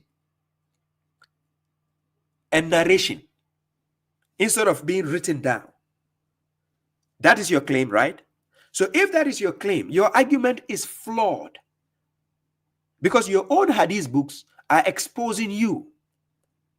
So according to this hadith, the Prophet told the people, nobody should write anything except the Quran. So meaning, the scribes are writing. They were writing the Quran. Okay, not only that. Their same hadith books is telling us that at the time of the Prophet forbade people from traveling with the Quran to another country of the enemy. So if the Quran was not written and completed at the time of the Prophet, how come the Prophet was forbidding people from traveling to another country with the Quran? This is Sahih al-Bukhari 2990. Write it down. 2990, Sahih al-Bukhari. It says the Prophet forbade, right? He forbade people from traveling with the Quran to another country of the enemy. So he says, Ana Rasulallahi. Then they will say the Sallallahu Alaihi Wasallam. Then he says, Naha an yusafara bil Quran ila ardil adu. He says the Prophet forbade people from traveling with the Quran to an enemy's country. So if the Quran was not written and completed at the time of the Prophet, and you are saying the Quran was passed down based on narrations and memorization, not physically written down, and it's not complete at the Prophet's time, are you telling me the Prophet was actually forbidding people from traveling with the Quran in their head? Ladies and gentlemen, let's analyze this carefully. According to these mushriks, I just quoted Sahih al-Bukhari 2990. The Prophet forbade people from traveling with the Quran, the copy of the Quran, to a neighboring country of the enemy. If that is the case, you said the Quran was only passed down based on memorization and narration. It wasn't written down at the time of the Prophet. So if that is the case, which means, are you trying to tell us based on this hadith, and it is Sahih al-Bukhari, that the believers that the Prophet is forbidding from traveling to the enemy's country with the Quran, is it the Quran in their head? So they have to remove the memory card. Ladies and gentlemen, do you imagine your phone having a memory card and the Quran is in the memory card? So you have to remove the memory card and put it at home. Don't take it to the neighbor's enemy's country. But if it's in the head, how do you do that? You need a surgical doctor to help you. Hey, if there is any surgical doctor around, please let us know. How is that possible? So they open the brain and remove it. But where would the Quran be at that time? This side. I think women can help us out, because women, they think all square. So since they think all square, that means they have to go to the back of the head. I don't know where. Wallahi, these mushriks, they are kaput in there. Your own hadith is saying the Quran was there. It was completed. Okay, you don't believe in the hadith? Let's go to the next hadith to show you your own hadith again. The next hadith, which is Sahih al-Bukhari. Again, 5,669. This is what it says. I put it. Please write it down. All the hadiths I'm giving, write it down. For the sake of Muhammad Hibijibis, please write it down. So 5,669. This is it. Let me put it on the screen. Oh, where's the screen? Sorry. I share it on the screen. This is the hadith. It is 5,669. Abu Sulaiman says what? Use the flashing device from Men in Black movie. I agree. Yes. Maggie, peace. You're welcome, brother. Thank you. Thank you. God bless you. I appreciate the support. Thank you. Grayson Brooks says, I don't understand. He says, I don't understand what that hadith is saying. Grayson, they are trying to say that the hadith is saying that the prophet is saying, telling the people that since the Quran is complete at the time of the prophet, he was telling the believers not to travel with the hadith to an enemy's country. Meaning, if you are going to another enemy's country, so let's say you are based in USA, and let's say which country is your enemy. So let's say, for example, North Korea is your enemy. According to them, the hadith is saying the prophet is telling you don't travel to North Korea with the Quran. So if Muhammad Hijab is saying that it was only memorized and narrated, not written down, complete at the time of the prophet, then how am I supposed not to travel with the Quran to an enemy's country? Because is it in my head? If it's in my head, how do I leave it behind? It doesn't work. So that is the logic behind that. You get the point. So this hadith I'm going to quote is 5,669. In this hadith, Umar was telling, according to them, they said the prophet was on his deathbed. This is what the hadith says. When Allah's messenger was on his deathbed, in the house there were some people among whom was Umar bin al-Khattab. The prophet said, come, let me write for you a statement after which you will not go astray. Right? So according to them, the prophet told them to come. Then he says, Halluma aktub lakum kitaban la tadillu ba'adahu. So come, let me write for you a writing. Aktubu lakum kitaban. When we say kitaban, it can be a letter or a writing. Come, let me write it. La tadillu ba'adahu. And you will not go astray. So according to them, even with the Quran, you go astray. So it is what the prophet has to now write that will not make you go astray. But this is what the hadith is saying. Then now listen to what Umar said. Faqala Umar.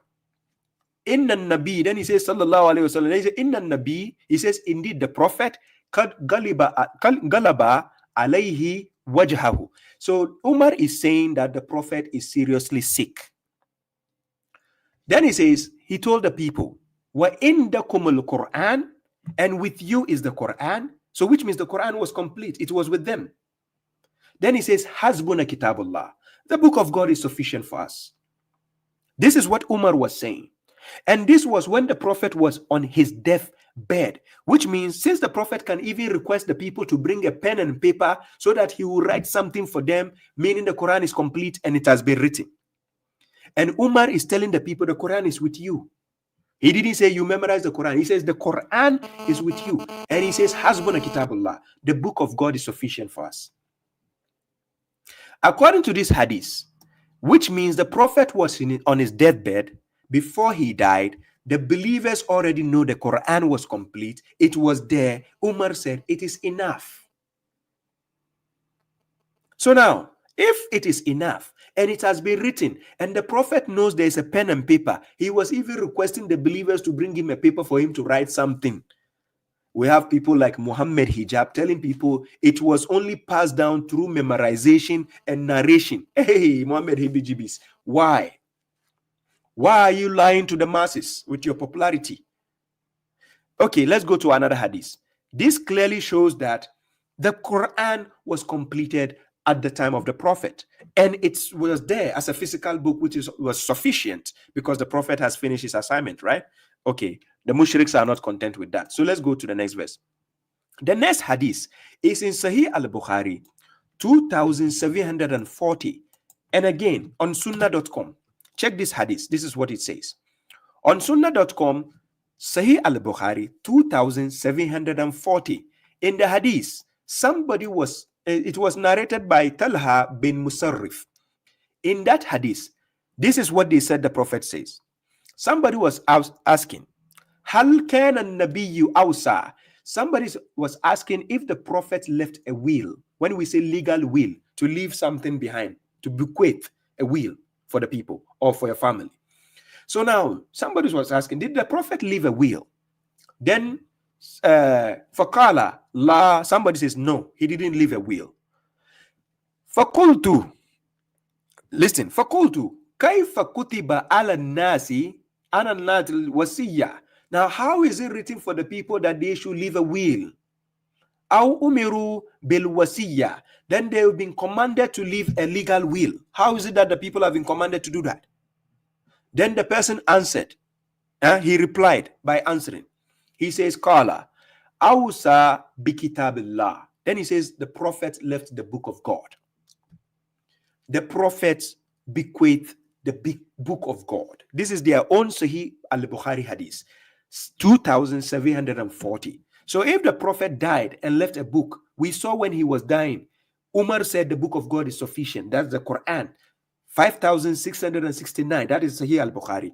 And here we are, 2740 Sahih al-Bukhari. And he's saying that the Prophet left behind the book of God. And this hadith is Sahih al-Bukhari. We have people like Muhammad Hibijibis again telling you that the Quran was only memorized and passed down through narrations, same as the hadith books. My guy, you are lying. Because we saw clearly, Sahih Muslim 3004, the Prophet was telling people not to write anything from him except the Quran. How is it that he forbade people from writing the hadith, but rather he allowed people to write the Quran? And you said they are passed the same way. It doesn't make sense. Anyways, let's go to the next evidence. So Muhammad Hibijibi, that argument is flawed. So again,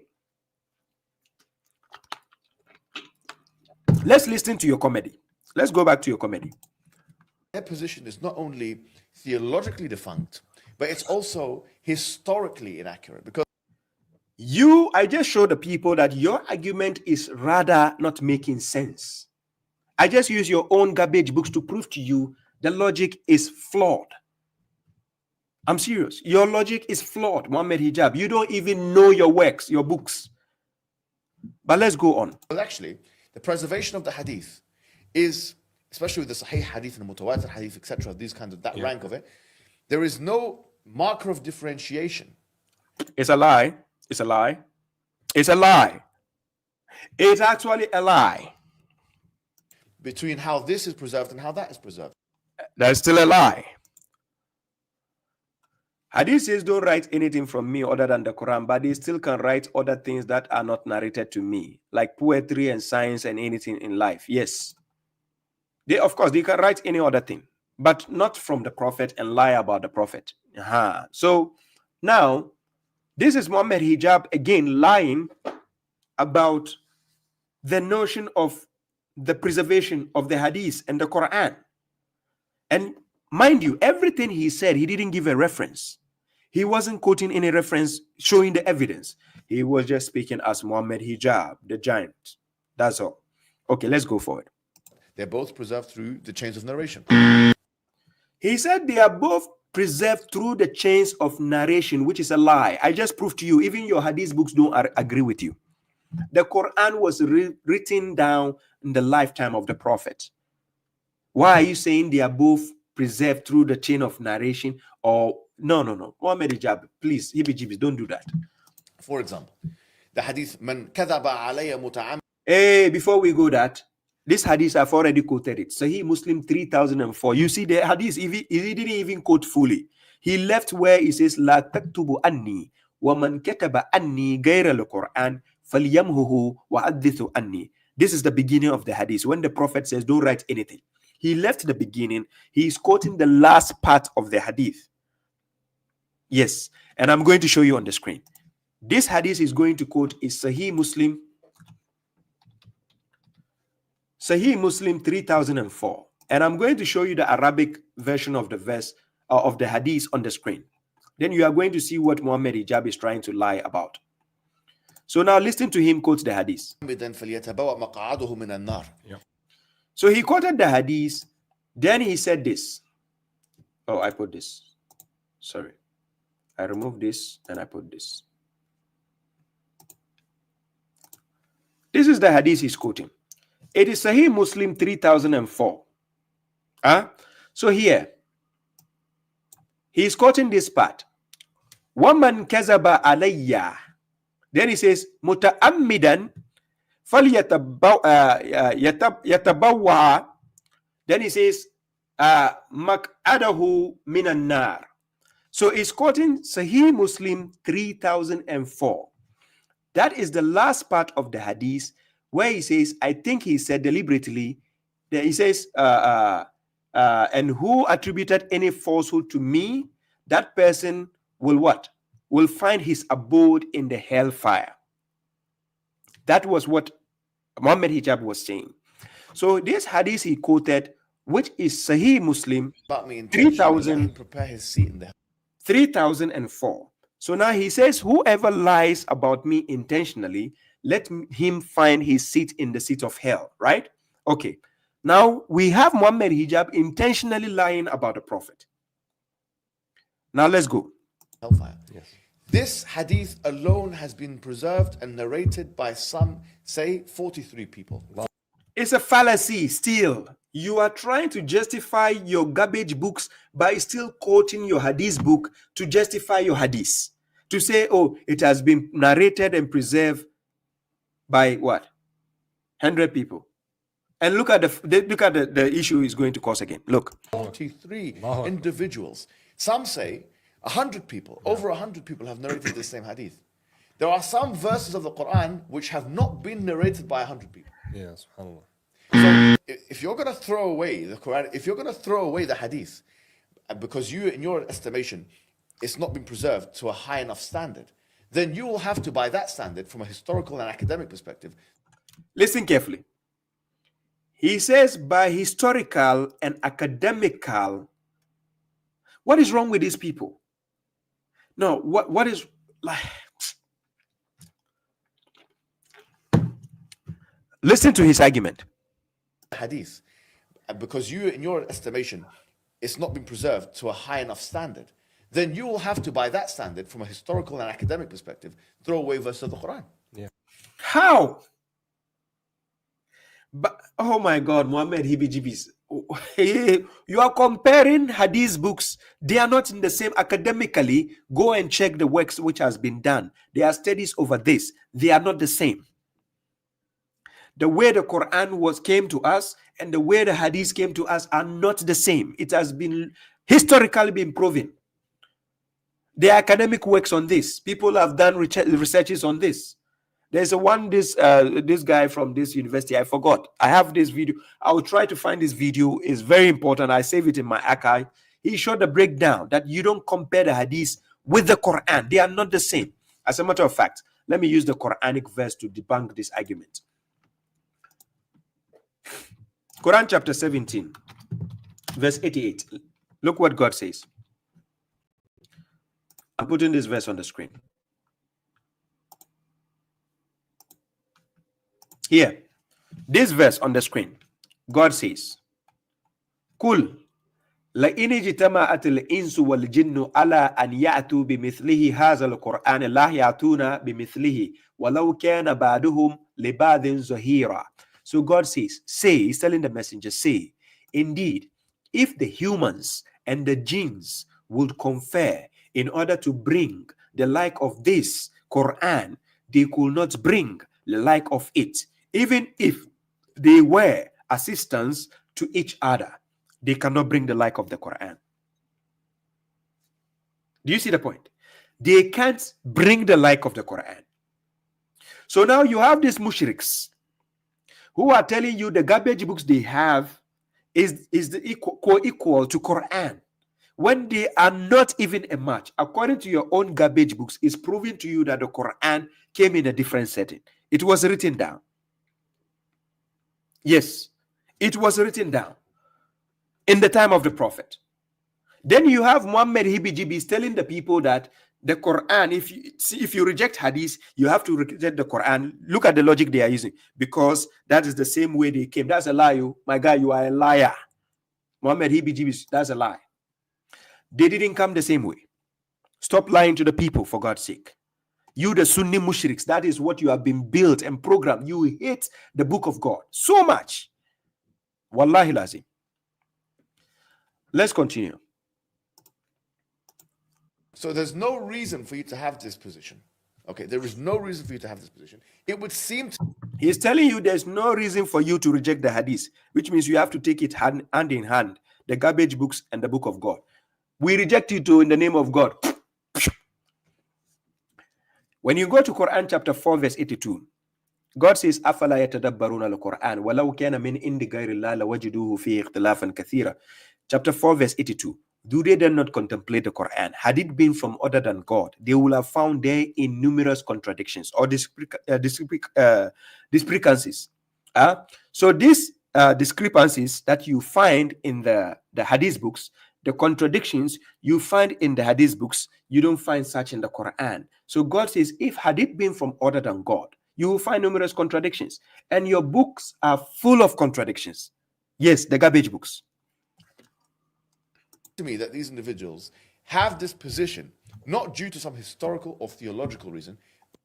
No, even both issues, we have issues with that. Historical and theological reference, we have it against you. That can be proven that your argument is flawed.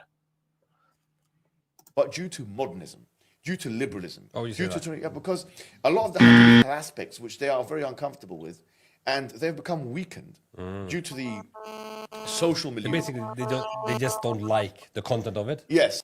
It's not that point. God didn't ask us to follow the garbage books. That's why we don't follow it.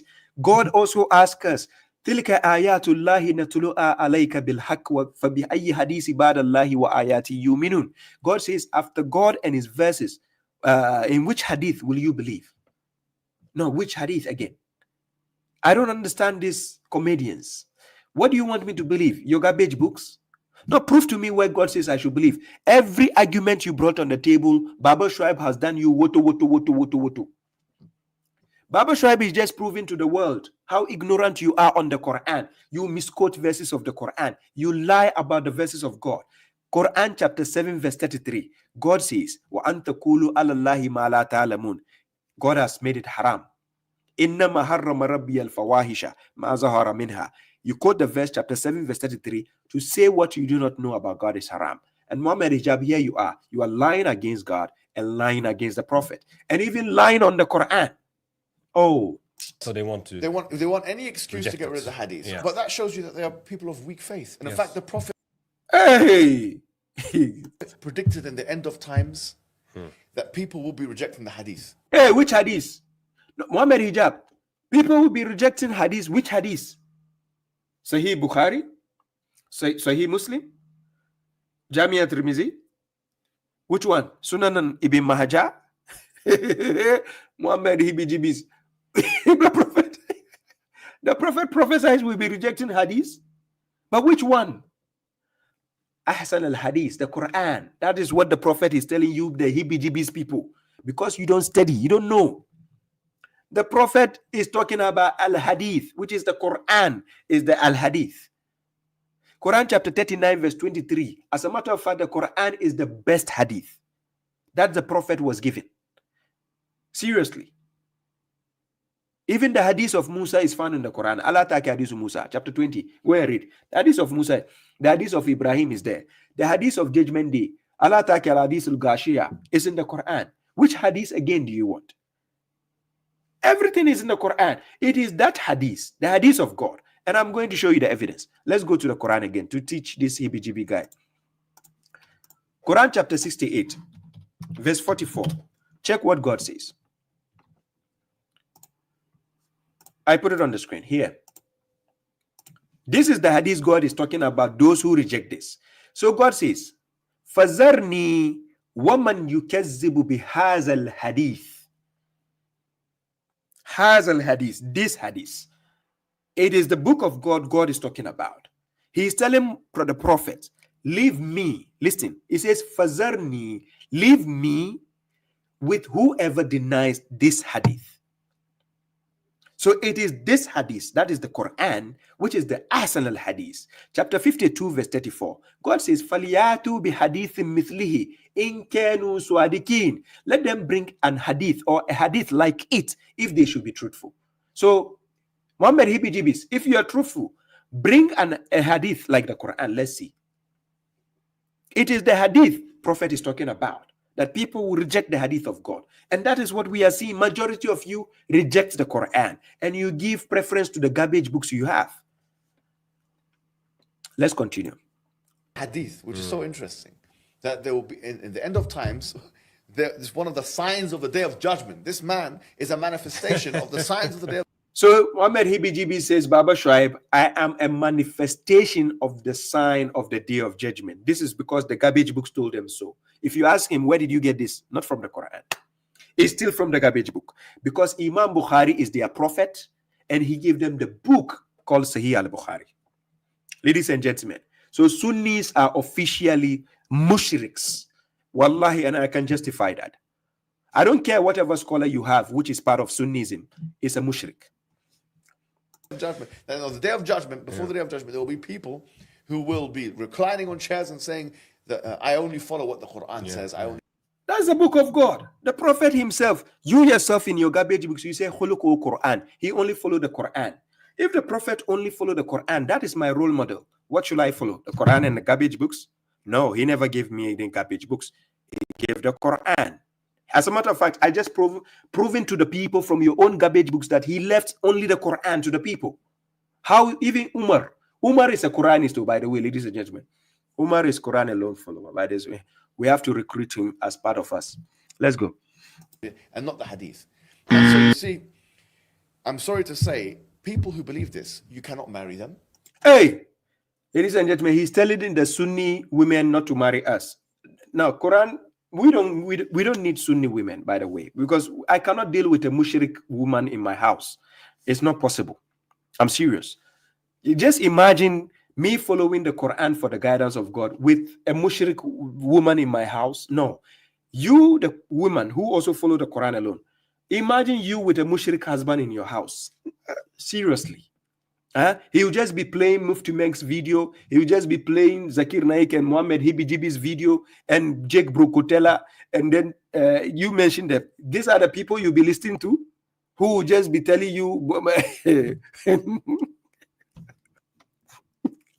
Hey, why is it? He's telling his women not to marry them, not to marry us. The Sunni women, we don't need them. Muhammad Hijab, by the way, we don't need them. Because God says we should not marry a mushrik. Mushrika. We don't need you. Hey, Muhammad Hijab. He is scared of Baba Shuaib is going to take their women. No, we don't need that. No, we have our own women. We don't need yours. If you're a proper mainstream Sunni Muslim, you can't listen to what he said. If you are a proper mainstream Sunni mushrik, you can't marry Baba Shuaib like. cannot marry someone who is rejecting the hadith. You see? So it's not about rejecting the Quran. It's about you can't marry who is rejecting the garbage books. I told you, wallahi, wallahi, Sunnis are mushriks. Wallahi, I'm not joking. God bear me witness. Wallahi lazim. Any Sunni you have on earth, anyone who claims he's a Sunni and he follow Sahih al-Bukhari hadith books as his main core of guidance, wallahi is a mushrik, including Muhammad Hijab. I'm not joking with you. Because these people are very, very proud of the garbage books they follow. I'm not joking. It's a cult they built. So if you don't agree with that book, no. Straight. They don't care if you follow the Quran, the book of God. And I'm going to show you an evidence. Their hadith books, it praises us that the Quran alone followers, the Quran followers, we are the people of God. Let me show you the hadith. Sunan and Ibn Majah. I'm just giving you the hadith, which prove to us that we are even better people than them, according to their own comedy books. Right? This is the hadith. I'm going to put it. Sunan Ibn Majah 215. Ladies and gentlemen, write it down. Sunan Ibn Majah 215. Their own hadith books, it says Ahlul Quran are the what? People of God. Right? And I'm going to prove to you. Where's my tissue?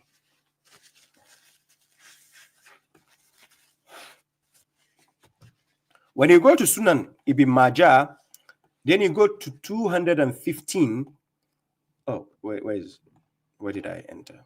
Yes, I found it. 215. This one here.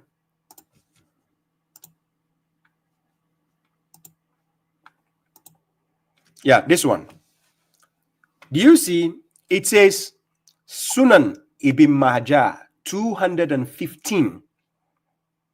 Thank you very much, Francis. Now check this hadith. The hadith is saying, listen, it was narrated by Anas bin Malik. The messenger of God said, God has his own people among the mankind. They said, O messenger of God, who are they? He said, the people of the Quran, the people of God, and those who are closest to him. I'm going to read the Arabic. It says, they are asking the Prophet. It says, Qala Rasulullahi. They are saying, Inna lillahi ahlina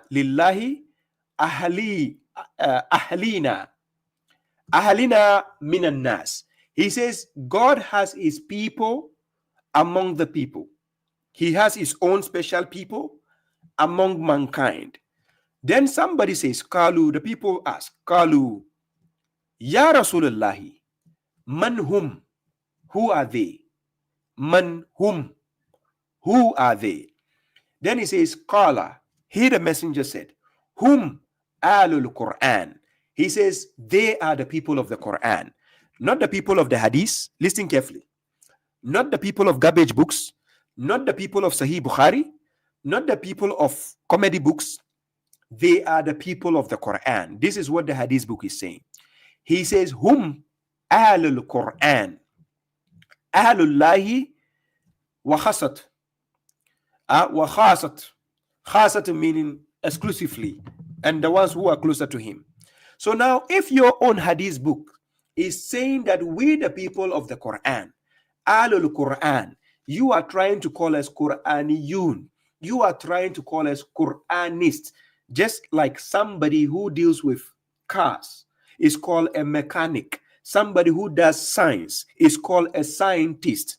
Who does, you name it. I'm short of words. Help me. Somebody who does, you keep naming. Just like somebody who is a mushrik, who does shirk, is called a mushrik. Just like somebody who does a lot of crime is called a criminal. You said we are following the Quran, so we are Quranists. You said we are Ahlul Quran. You said we are Quraniyun. So your own hadith book, Sunan Ibn Majah 215, is telling you we are the people of God. Case closed. Muhammad Hibijibis, your own book is telling you this is part of the Kutubu Sitta. This Sunan Ibn Majah, you find it in the 6 books of Hadith classified by their scholars as the best book to follow after the Quran, according to them. So this book I just quoted is telling them that we are the people of God, the Ahlul Quran. Case closed. Let's go back to Muhammad Hibijibis. Woman. Yeah. You cannot eat from their meat if they slaughter the meat. They are not Islamic. We cannot consider them to be Muslims. So what do you think is the solution now? Because this trend is actually growing a lot. You have famous individuals coming out and claiming that hadith, you don't have to follow it. It's inauthentic. It's not preserved. We have the general... Hey, salam to you, brother. Shurulini. Yes, I didn't see your message on time. Shurulini, yeah. Muhammad Hijab is a bully. He's a bully, and he's, yes, it goes all that. The same guy, I did a video on him. He said, if you follow the Quran alone, you'll be sleeping with children. You'll be sleeping with kids. Yes. So according to him, it's indirectly insulting the Prophet because the Prophet followed only the Quran alone. So automatically, that is why the Hadith book says he married a CCSO girl and slept with her. Are you getting the logic here? Muhammad Hijab explicitly, he said, if you follow the Quran alone, you will end up being a pedophile, meaning you sleep with children. So now he's trying to tell us, since the Prophet also followed only the Quran without following any external book again, which means indirectly, Muhammad Hijab is telling us what the Hadith books is saying against the Prophet stands. So now they are trying to say the Hadith book said he married a CCSO girl and consummated the marriage at 9 years old. So that's what he's telling you. So that's how bozofied these kind of people are. So I call him Muhammad Hibijibis. Right? So yes, girls unrehearsed. Thank you for speaking the truth always. May Allah thank you. I appreciate the support. God bless you all. Thank you. I'm almost done with the video. So let's finish with Muhammad Hibijibis on his last claim. Right? Thank you all. Understanding of the seerah, yes, we take benefit from it, but it's not preserved correctly. So we don't need to adhere to it. We just follow the Quran. What should we do with this rising fitna? What do you think we have to challenge it head on. He said we have to challenge it head on. Muhammad Hijab, are you up to the task? This bullying Baba Shuaib just did to you. This big guy sitting here, you Goliath. I'm David. You are the Goliath. The bullying I just gave you right now, are you sure you can challenge us head on, one-on-one? Bring the fire on. Just bring it on. Let the smoke start.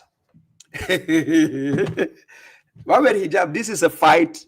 Unless if you take it personal and you want to prove to us like you are the big guy, tough guy, like the MMA fighter. No, we are not talking about MMA. The fighting will not take us anywhere. Let's talk by knowledge. You claim you are Oxford, whatever. So let's go by that. I'm going to whip you with knowledge of the Quran. Wallahi lazim. God brought me out for a reason, and you think it's a joke. Baba Shuaib is ready for you. Yes. And this is a clear marker of differentiation between Islam and Kufr. Yes.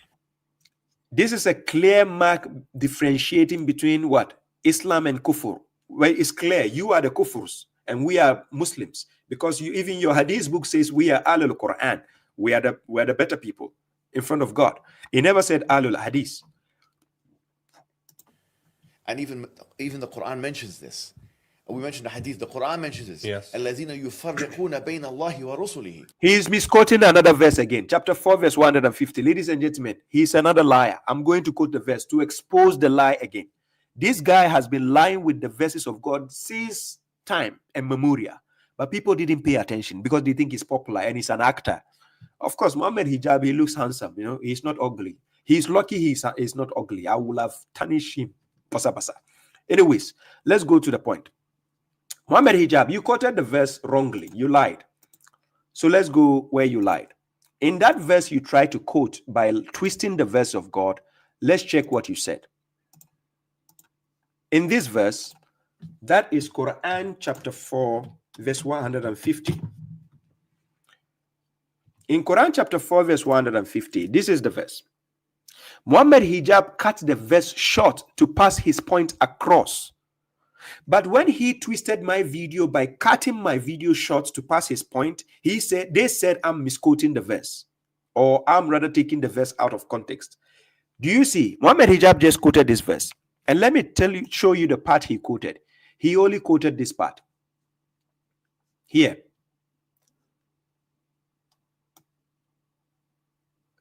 Here. He quoted this part only. So let me show you what he did. The ones who try and differentiate between Allah يفرقون بين الله ورسله Subhanallah. الذين يفرقون بين الله ورسله. Subhanallah. The ones who try and You see how he misquoted the verse? And that's the verse I'm putting on the screen again. This is the verse. This is what the verse says. It says, إِنَّ الَّذِينَ يَكْفُرُونَ بِاللَّهِ وَرَسُولِهِ Yes. وَيُرِيدُونَ أَن يُفَرِّقُوا بَيْنَ اللَّهِ وَرَسُولِهِ. So he quoted this part only from the big verse, just to part his point across. But let's see the context of the verse. Is it talking about us? We, the one who follow the Quran. Is it this verse against us? The answer is no. So check who the verse is against. Then God says, indeed, there are those who disbelieve in God, number one, and his messengers. We, the one who follow the Quran alone. Did we say we disbelieve in God? We don't disbelieve in God. Do we disbelieve in his messengers? No, we don't disbelieve his messengers. And we don't separate between God and his messengers. We don't do that. So Muhammad Hijab, what is the essence of quoting a verse out of where it doesn't make sense, or out of your statement? Indeed, there are those who disbelieve in God and his messengers and wish to differentiate between God and his messengers. And they say, we believe in some and disbelieve in some. Where did we say we disbelieve in God? Where did we say we disbelieve in his messengers? And where did we ever separate between God and his messengers? It is you, the mushriks, who are doing that. Because according to you, you are putting Muhammad on a different pedestal aside all the messengers of God. To you, you said the world was created because of Prophet Muhammad. Allah mushrikaga. Hey. Between Allah and his messengers. Yes. They try and separate between Allah and his messengers. Yeah. This is something unacceptable. Okay. Hey. Muhammad Hibijibis, we didn't do that. Hey, where did we separate God and his messengers? This guy, Bonde. Wallahi, this guy, you have to check his certificate very well. His PhD. Muhammad Hibijibis. This is one of the weakest positions you can take theologically. Yes, the Sunni position is one of the weakest. How can you be a Sunni and talking about the verses of God like this? Islam as a religion. And so that has to be exposed. The arguments that I put forward today, showing the kinds of verses that I mentioned today, the one in Surah Al-Nahl, the one in Surah Al-Ahzab, there's many other verses, the ones in Surah Al-Nisa, the ones in Surah Al-Hadid, the ones in Surah Al-Hashar, for example. All these verses that we've mentioned, collate them, say, how do you explain? Whatever explanation they give is not going to be satisfying.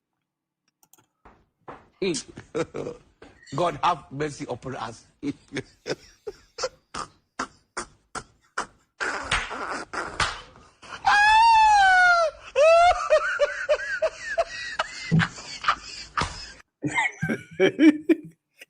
He said, whatever explanation.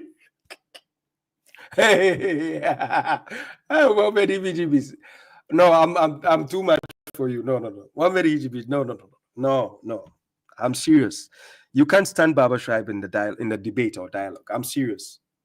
Muhammad Hijab. I'm not even your match, to be honest. What did you present? Allah ga shakidi. Hey, mushrikaga, jurulini. I played 15 minutes of Muhammad Hijab's video. He was saying nonsense throughout. He said, misquoting the verses of God, and he thinks he's making sense. Hey, where is get out of here? Do me a favor, please. Get out of here. Get out of here, man. Shit, I'm saying. Hey, Muhammad Hijab. Hey, I'll bully you. Hey, You call yourself a bully. No. You can't stand Baba Shuaib. I'm going to bully you with the Quran, to be honest. Factory, number one. Number two, then the argument from preservation, that the preservation of the hadith is not dissimilar from the preservation of the Quran, especially on those hadith which are mutawatir. Yes. And so the argument from the hadith. And then the argument from I just debunk all your claims, Muhammad Hijab. Please watch my video. I will tag you again. I will take the tag off, tag you again. Please watch the video. And sorry, don't pay attention to the heebie-jeebie part and the bullying part. I'm sorry.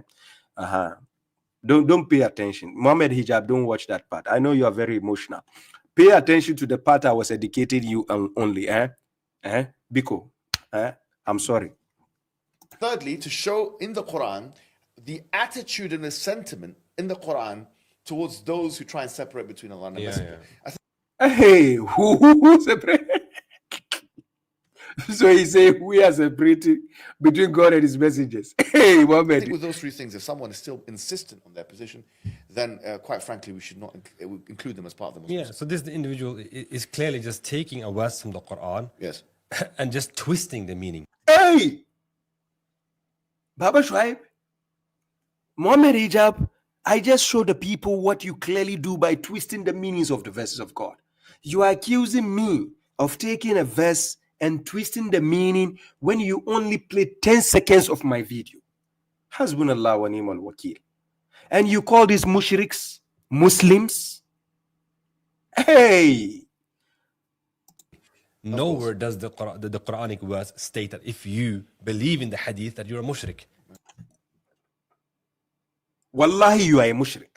Because God says, فَبِأَيِّ حَدِيثِ بَعْدَ اللَّهِ وَآيَاتِهِ يُؤْمِنُونَ. You said the Sahih Bukhari hadith. You said the Sahih Muslim hadith. Is that not a mushrik? Because you are adding something to the religion of God, adding something to the book of God, adding something to God himself. Quran chapter 7 verse 33. This is what God says. Let me put it on the screen. See what God says. Chapter 7 verse 33. This is why I call you mushriks, you the Sunnis. You don't understand. I'm going to show you a verse why I call you mushriks. Look at this verse. God says, Kul innama harrama rabbi al-fawahisha ma zahara minha wa ma batana wal ithma wal bagya bi ghayr al-haq wa an tushriku billahi ma lam tunazzil bihi sultana wa an taqulu ala Allahi ma la ta'lamun. Say, my Lord only forbids obscenities, what is apparent thereof, and what is hidden of sin and oppression without right, and to associate others with God, for which he has not sent down any authority, and to say what you do not know about God.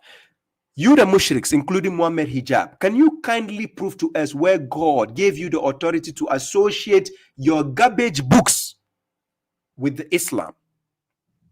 I dare you, all the mushrik Sunnis. I dare you in the dialogue, in the debate, come and prove to me where God gave you the authority to associate your garbage books to the book of God.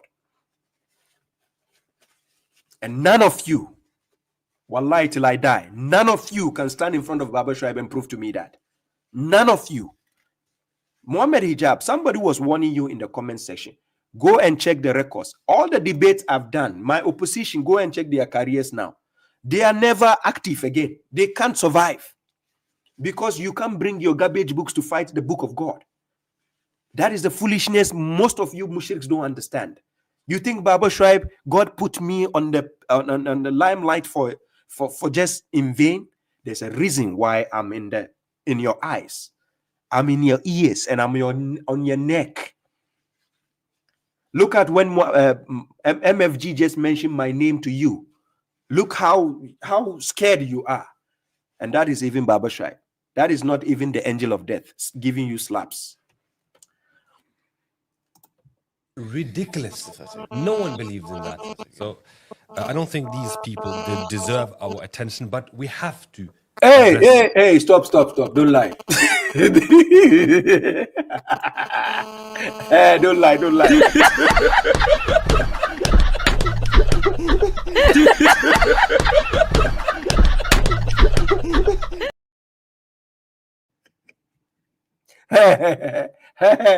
You don't think who doesn't deserve your attention? See these mushriks. You took the whole Baba Shuaib, you put 10 minutes of my video on your 1.3 million page. And you say, I don't deserve your attention. What bottom? You the crazy? Hey, if I'm not giving you pressure, look, if there's no pressure on you, why did you delete the video with Mohammed MFG? If we don't put pressure on you, mushriks, why did you delete the video with MFG yesterday? Somebody saying my this thing is making noise. Really? Or is it because I put another phone next to the mic? Yeah. Seriously. You say we don't deserve her. Come again. Let me go that part. Come again. That's just ridiculous. No one believes in that. So I don't think these people deserve our attention, but we... What? No, how can you be... This is a logical fallacy.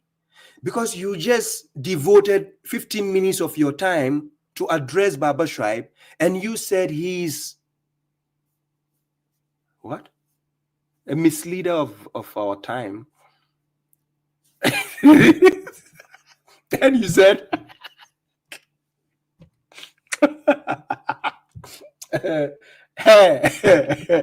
Allah Muhammad Hibijibis. No, you made my day. I'm serious. You made my day. You made my day. By the way, I'm from Ghana. I'm from Nima. I was born and raised in Accra, Ghana, right? If you are a bully, I'm a bully also. Yes, I'm a bully myself. But I bully for the sake of God. You are bullying for the sake of your idols and your mushriks.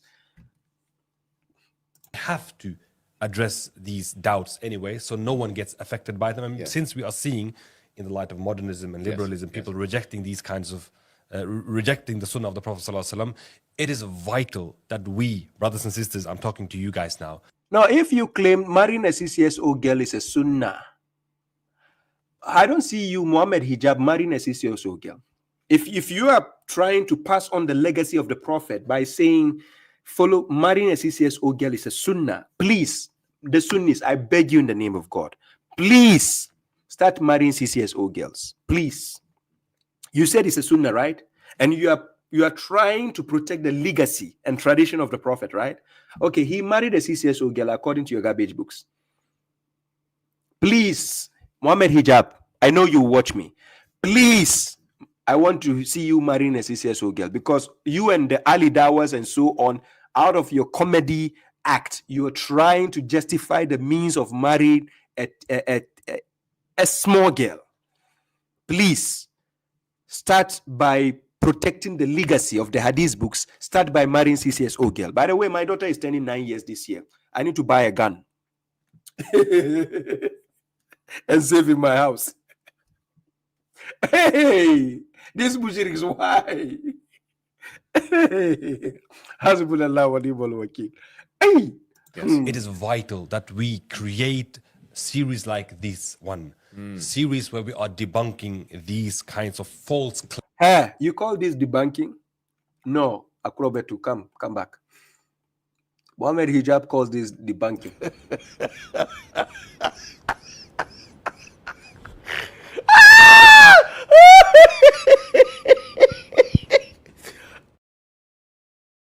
He called this debunking. Claims and allegations against Islam, where we are defending the Prophet sallallahu alaihi wasallam, his sunnah. Hey, he said they're defending his sunnah. Which sunnah? I don't understand. Which of the sunnah they are defending? The CCSO girl, or sleeping with 9 women in one night, or sleeping with his wife when she's menstruating? Which of the sunnah they are preserving, they are protected? I don't understand, to be honest. Absolutely. To be honest, Allah, these guys, they are making my day. I'm serious. Muhammad Hijab is the least of the scholars I even think of. That he's not a scholar, by the way. Anyways, Abu Sulaiman says you are not a Sunni bully, you are a Sunni boiler.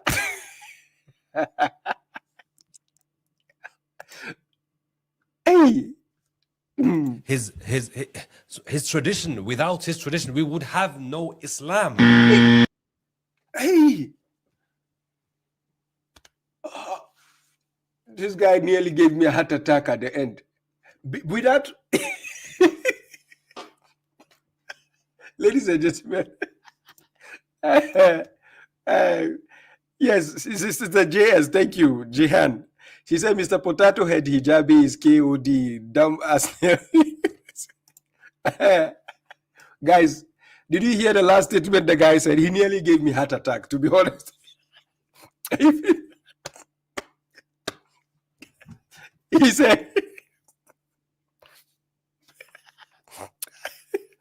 said, without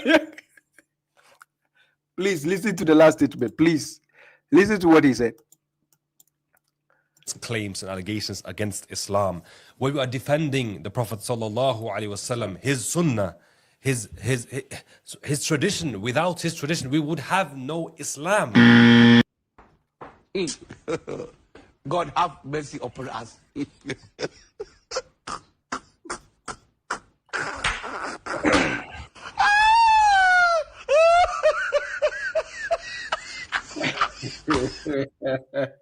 Yes, Zuleika, let it make sense. He says, without the Sunnah, without the garbage books they have, there will be no Islam. These guys are bozos, I tell you. Quran chapter 42, verse 13 to 14. It is the same religion God gave to Noah.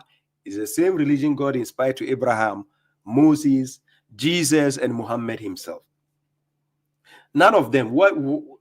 If you say without your garbage books and your whatever you have, there is no Islam, it means you are bozofied. Wallahi, the mushriks are bozofied. I'm serious. Yes, they are bozofied. They are comedians, to be honest. I'm not joking. Mushriks are comedians, especially the Sunnis. If you take these clowns serious, you are in danger. And you wait till Baba Shuaib meets somebody like Muhammad Hijab one-on-one. The video will trend the whole world. I will make sure the Sunnis are exposed. Wallahi lazim. Wallahi. And you saw how he went on a rant after Muhammad MFG went on his page. Did you see how Muhammad Hibijib started ranting? He's so hurt because he thinks Muhammad from God was trying to stop their charity, their funds from coming, because the audience are now waking up, so they will not be sending them the money to build the masjids and corrupt more people. Because when these mushriks, they build more masjids and institutions, wallahi lazim, this is the nonsense they are going to be teaching your kids. Then you find your kids traveling, going to help ISIS, going to help terrorists. Wallahi. Somebody says the super marvelous mushriks part 1. Hey, Muhammad Ibijibis. Oh my God. No, Muhammad Hijab, this is not a joke, actually. If you see me laughing, I'm only laughing at your statement. I'm not laughing at you, right? But it is funny. If you think you have an argument, you wait till you meet Baba Shuaib one-on-one. Then let's see if you have an argument. To be honest, you don't have an argument. No. Anyways, let me open the phone lines. If there's any mushrik, please, the phone lines are only meant for the Sunni mushriks. Please. Only for the Sunni mushriks. If there's any Sunni mushrik, please kindly call. The phone number is on the page. That is and let me send the invite, the request here. There's an invitation link. I'm going to put it in the comment section. That's an invite for the people who want to join, I think from YouTube also, and from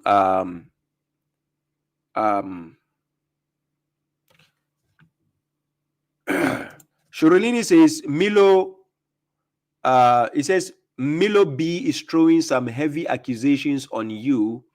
Yeah, Milo, you can call. Where is he? Milo B, are you here?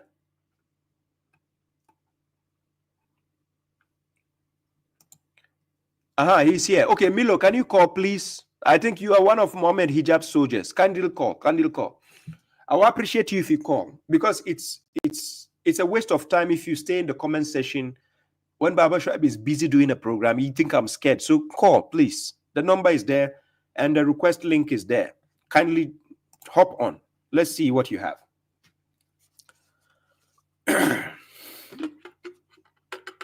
Milo. Milo,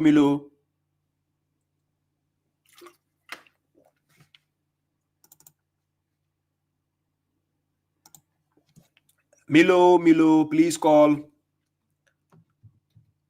Yeah, call. Try now. Call. Milo.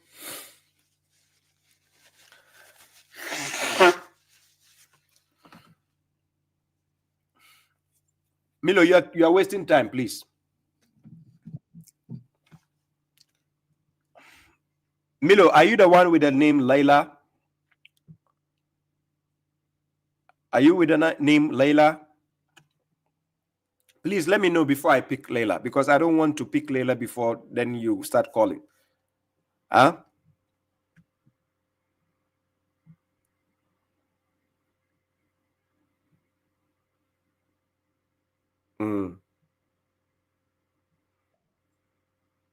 Milo, are you Layla?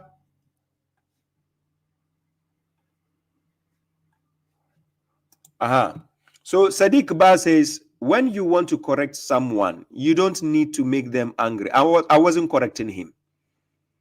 No, I wasn't here to correct Muhammad Hijab. Muhammad Hijab will never take my correction, because he's a Sunni, by the way. If somebody is a Sunni, he's not willing to take your correction. Already, he has a side. You understand? So I'm here to expose the truth to the audience who are watching him, so that they can know he's misleading them. That is number one. Then secondly, you said before you correct, you do the correction. No. Okay. Then he says, we are here listening, so always address the issue. I think you are a new listener, Sadiq Ba. I don't think you have been listening to me for a long time. I never saw your comment on my platform. You are a new listener, right? And I keep saying, correctional officers' platform is not for emotional people. If you are here to listen to the truth that I have to say, forget about this, the tantrums or whatever I'm doing. Forget about that. Deal with the truth and take the truth and go. Don't come to my platform and tell me what to do. When I started doing, I didn't come to your house to seek for your advice. It is not now that I need your advice. Are you listening? Muhammad Hijab did a program. He called me a kafir. He said I'm a mushrik akbar. He said this guy is he said, what it is, a Dajjal or something of our time. Right? He called the names. You heard the video, right? The video is there. I played it here. You can watch it again. So you didn't go to advise him. Find Muhammad Hijab's number, go and advise him. I'm only retaliating the best of what I can do. You understand? So don't come advising me with this kind of emotional statements. I don't like that. Right? Stick your advice to yourself. Milo said that you are a Nigerian scammer. Hey, because I'm wearing... Hey, Nigerians, please help me out. Nigerians, please help me out. Layla, who is that? Hello. Okay. Yes, Layla, are you? Can you hear me? I can hear you. Salam. Your name and where you're calling from? I'm just calling from London. I just wanted to thank you personally for your live streams. I appreciate that. Thank you. Really helpful. Subhanallah. I watched when I was living in Saudi. I used to watch them a lot, and I tried to share the live streams with people around me. But I found that whenever I try to debate compassionately with individuals who don't necessarily say that they're Sunnis, but it becomes apparent that they are. I often find that they I don't know how you navigate these debates, because mashallah you have a lot of knowledge, but whenever I try to compassionately use the Quran to debate, and I don't put my own opinions, I just say this is what Allah says in Surah Isra or Surah Tawbah or whatever. I find that they usually say you cannot quote the Quran. It's dangerous to read the Quran on your own. You know, we have to be really careful to read the Quran, so we cannot read it independently. I don't know how to navigate the debates with Sunni. I find that they have a very aggressive stance, and so Yes. they don't even give a chance to even any Okay. state what Sister you want to Leila. say. Sister Leila, Yeah. I get your point 100%. Let me tell you on a simple nutshell the way to handle that. When you're dealing with a Sunni, don't go straight forward quoting a verse. It turns them off. Okay. Do you get my point? You can quote a verse by not quoting the reference. You can say something coming from the Quran, but it doesn't have to be. You don't need to say, "Oh, this is chapter 3, verse." Don't mention that. Mention that statement, but don't back up with a reference number. So you can just say something like, "You don't need to follow what you don't know." That this inspiration is coming from chapter 7, verse 36. "Wala takhafu ma laysa laka bihi ilm," right? So God says, do not pursue that of which you have no knowledge.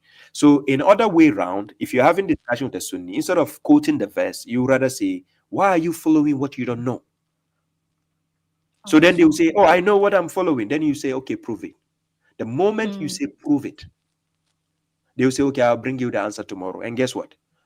The tomorrow never comes. Exactly. But if you are quick to start quoting verses, they will hate you. I'm serious. They will even stop talking to you. Yeah, this happened many times actually. Whenever I try to have a debate, like in fact, I have several friends who just straight said to me, you know, we think you're a kafir. They quote like sort of kafirun, like to use your religion to me is mine. Basically very aggressive, very They are they aggressive. shut down every conversation with you, بصراحة, like no Yes, conversations. and let me tell you why they do that. I'm putting a verse on the screen to show you something. It is mentioned in Quran chapter 22, verse 72. This verse clearly defines who Sunnis are when you're having a discussion. This verse I just put on the screen. Can you see it? Yeah, I can see it. Okay. So it says, and when our verses are recited to them as evidences or proofs, you recognize denial in the faces of those who disbelieve. They almost attack those who recite our verses to them. Say, shall I then inform you what is worse than that? The fire which God has promised those who disbelieve, and wretched is the destiny. This verse clearly defines the Sunnis. They don't like it when you recite the verses of God as evidences. They don't like it. Yes. Yeah, They would rather will you speak about something else. Look, I know Sunnis as friends, like not close friends, acquaintances that I know personally here in Finland. They are okay to talk to me about football, about movies, about music, about anything other than the Quran. Yeah. When you mention the Quran, they hate you. Their faces just change. The mood just changes. And I hear everything they say against me behind me. They don't tell me physically, but everything they say behind me, I know. And I hear them. Sometimes I get videos and audios being sent to me concerning what people say against me in Finland, behind me. Because of Quran. I didn't steal anybody's money. I didn't do anything. I didn't kill anybody. Because of the Quran. Yes. So be mindful when you have friends who are Sunnis and you're having discussions. Don't go straight forward quoting Quranic verses, even though you can speak from the Quran, but don't let them know it is the Quran you are speaking from. You just have intellectual discussions with them. This is how to have a discussion. It can be your brother, your father, your husband, your sister, your whoever it may be, your fiancé. But when you are quick to start talking about the Quranic verses, oh, be rest assured, that guy or that man or that mother or that brother is going to get far away from you. Yeah. Okay, Yes. inshallah. I only have two more. I don't want to take up too much of your time, subhanAllah. Yes. The one thing, it's not a question, but it's more like something that I also watch Brother MFG. SubhanAllah, may Allah increase him in knowledge. Yes. He does a great job of as well, like same like you, and I think you guys are in tandem with each other. But something that thinks like touches my heart, like really breaks my heart down, and I don't know if other people can relate to this who are listening. I really feel like heartbroken when I see two things: revets being misguided, subhanallah, and also family members, people that friends and family members that I know who leave Islam because of hadith, actually.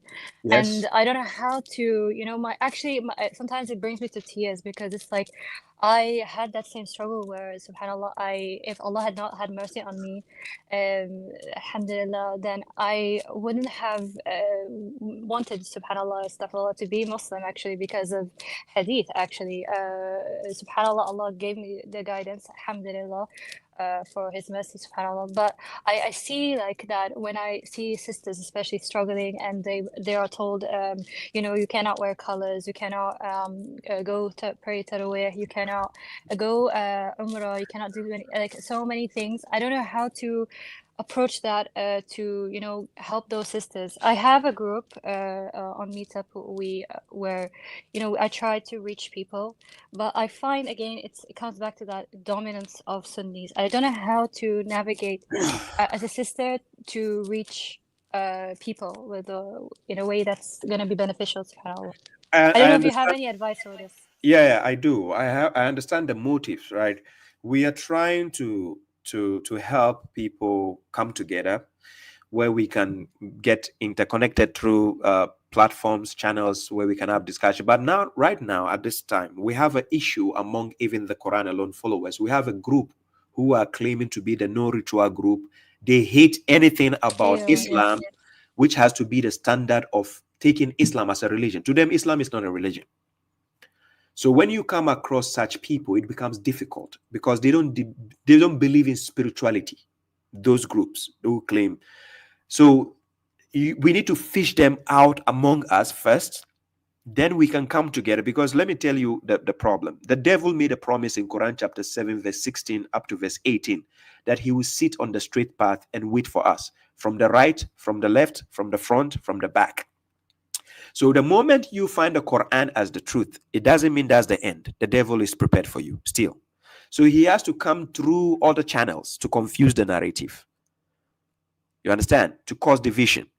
So what we are dealing with right now is we need to, when you see a like-minded person, you are going to understand, okay, this is a person I can walk with. This is a person I cannot walk with. The moment you start to see people who are like minds like you trying to connect, what you need to do is you have to still extend hands, look for like-minded groups like you. Okay, this is good advice. Yes, you can look at that. That's why we have platforms like this. Here, MFG is here. We are trying to connect daily, trying to connect. Inshallah. Through connection, we can connect you to other groups which are like minds. If it is UK, we will find groups of people who are in UK to connect together. If it is another country, USA, we will try to find like minds to connect together. And God willing, very soon, people like me and the other likes of me will be traveling around the world to get people connected. I was in Ghana recently, 3 months ago. I tried to bring some believers together where we can have a conference and get connected. So inshallah, this is something we are working on, and we can get you connected, inshallah. For instance, I also have a group where I think I have a number of people from UK in the same group, and they belong. MFG has a group where he has different groups where believers are connected on different levels. So in this, we get connected and we have our own community, because the Sunnis are proud, thinking they have their own community so they can decide for everybody. That is not the case, right? But this is something that can be discussed. Inshallah, there should be a way out on this. We can have a solution for this, inshallah. Yes. I'll leave. I just want to make a small extend my gratitude to you and everyone who's part of this group. Ramadan Mubarak. May Allah Thank you, Ramadan everyone's Mubarak. fasts and prayers and istighfar, Thank you. forgiveness. And like you say, I agree with the battle of even within us as a group of people, where people are perverting the fight, the jihad of trying to bring people to the truth by saying there's no salah, there's no this and this. Exactly. I agree with this. But subhanAllah, may Allah allow the truth to prevail and allow us to have the courage to share the truth. And I just want to Inshallah. pass my Inshallah. salams to everyone here. Thank you, brother, for everything. And I'm so Thank glad you. I catch your live stream because Yes, subhanAllah, I yes, always I miss appreciate it. that. Thank you for the sake of Muhammad Hijab. I think he made it possible. I think today, so it's good. It's good you came at the right time. Muhammad Hijab brought you. But I appreciate you, Sister Leila. Keep on watching. I'm going to pick up a caller. We keep in touch. Peace to you. Take care. Salam. Mhm. Yeah, salam alaikum. Bismillahir Rahmanir Rahim. In the name of Allah, most gracious, most merciful. Peace be upon the Prophet Muhammad. Milo, please. You came in. I'm saying salam alaikum. You answer me first. Then we don't come here and come your durud and whatever. Please. Let's have a conversation, please. Introduction. The salams of mushrikeen. You said what? I don't answer the salams of murtadeen. Murtadeen. So you said I'm a murtad? Yes, you're a kafir. According to the Quran and Sunnah. Give me the Quranic verse first before we go to your Sunnah. Give me a verse from the Quran where it says I'm a murtad. Yeah, I will do that. But first of all, I want to start with the stupid argument. Yeah. You don't. This is how they make noise. Yeah. Like him, and this is even the lower grade. This guy is a lower grade. Muhammad Hijab will do the same. You saw what he did to MFG, right? This is how they are. Like the brain capacity is fixed. The heebie-jeebies is so big. Let me bring him back. See. You're either going to let me respond to what you said, or you're going to try to divert into some nonsense. Which is it? Why are you emotional? Who said I'm emotional? I just asked you a simple question. Your voice is giving you out. Your voice. You sound emotional. Explain that. How do I sound emotional? Your voice is shaking. You sound like an effeminate. Your voice is shaking. You sound like a bitch. Hey.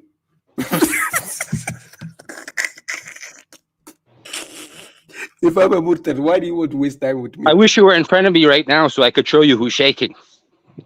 Hey. Filthy kafir. Hey. Where are you based? Tell me where you are based so that I can locate you.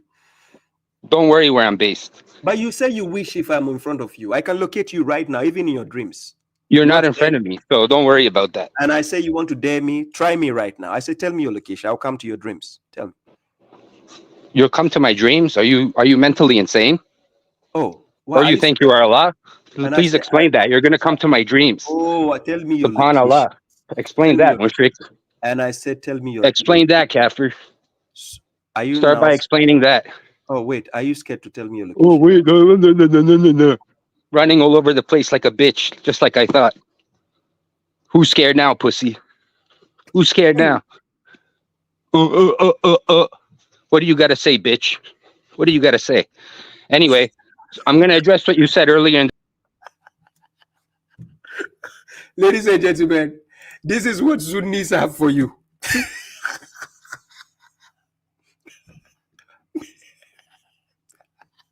Because I deal with his idol, Muhammad Hibijibis. Hey, do you see the emotional level? These are the people you are dealing with. Wallahi, this is the Sunnis. Hey, hey.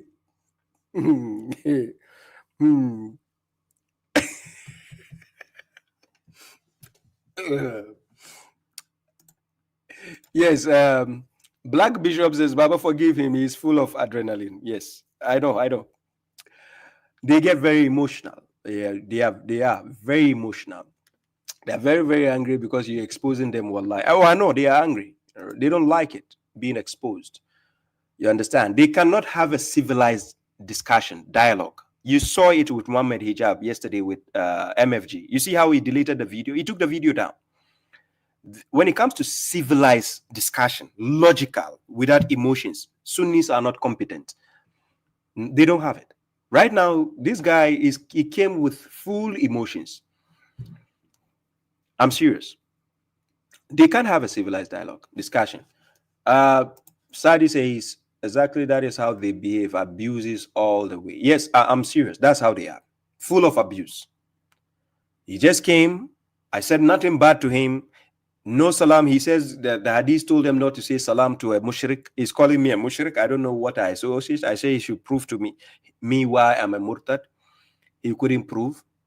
He just want to pass his fatwa on me. And he says he wish I'm in front of him. Now I said, tell me your location. Why is he scared? He thinks I will use African magic. I don't use magic. We are in Ramadan. I thought they said they'd chain the devil. How come we have devils in the Sunnis?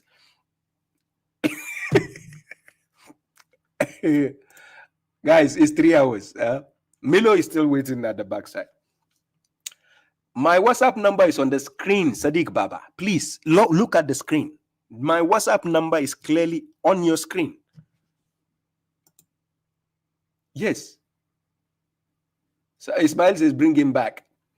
Ladies and gentlemen, should I bring him back? Yes,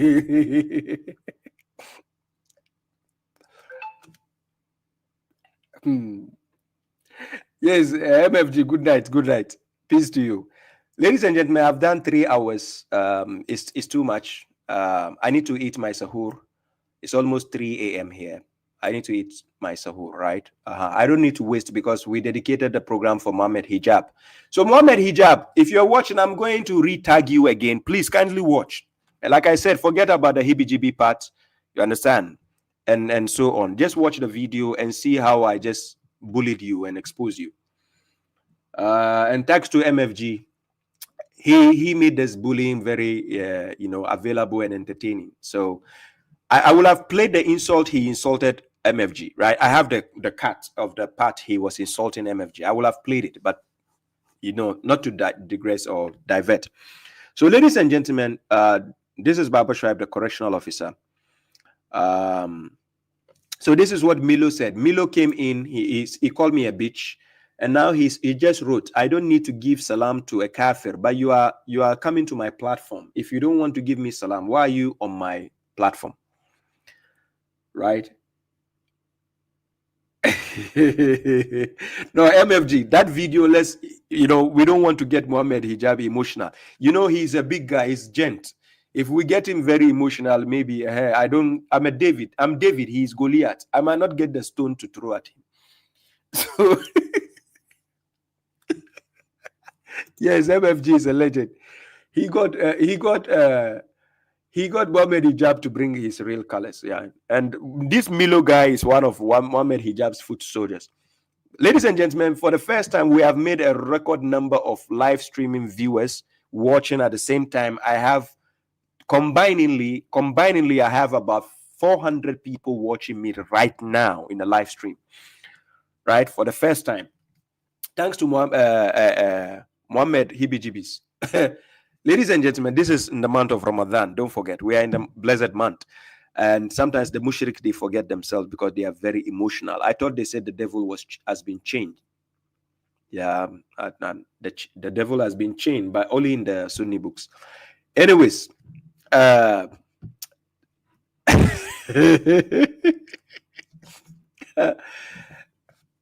case you don't know, this is Baba Shuaib, the correctional officer, the nightmare of the mushriks.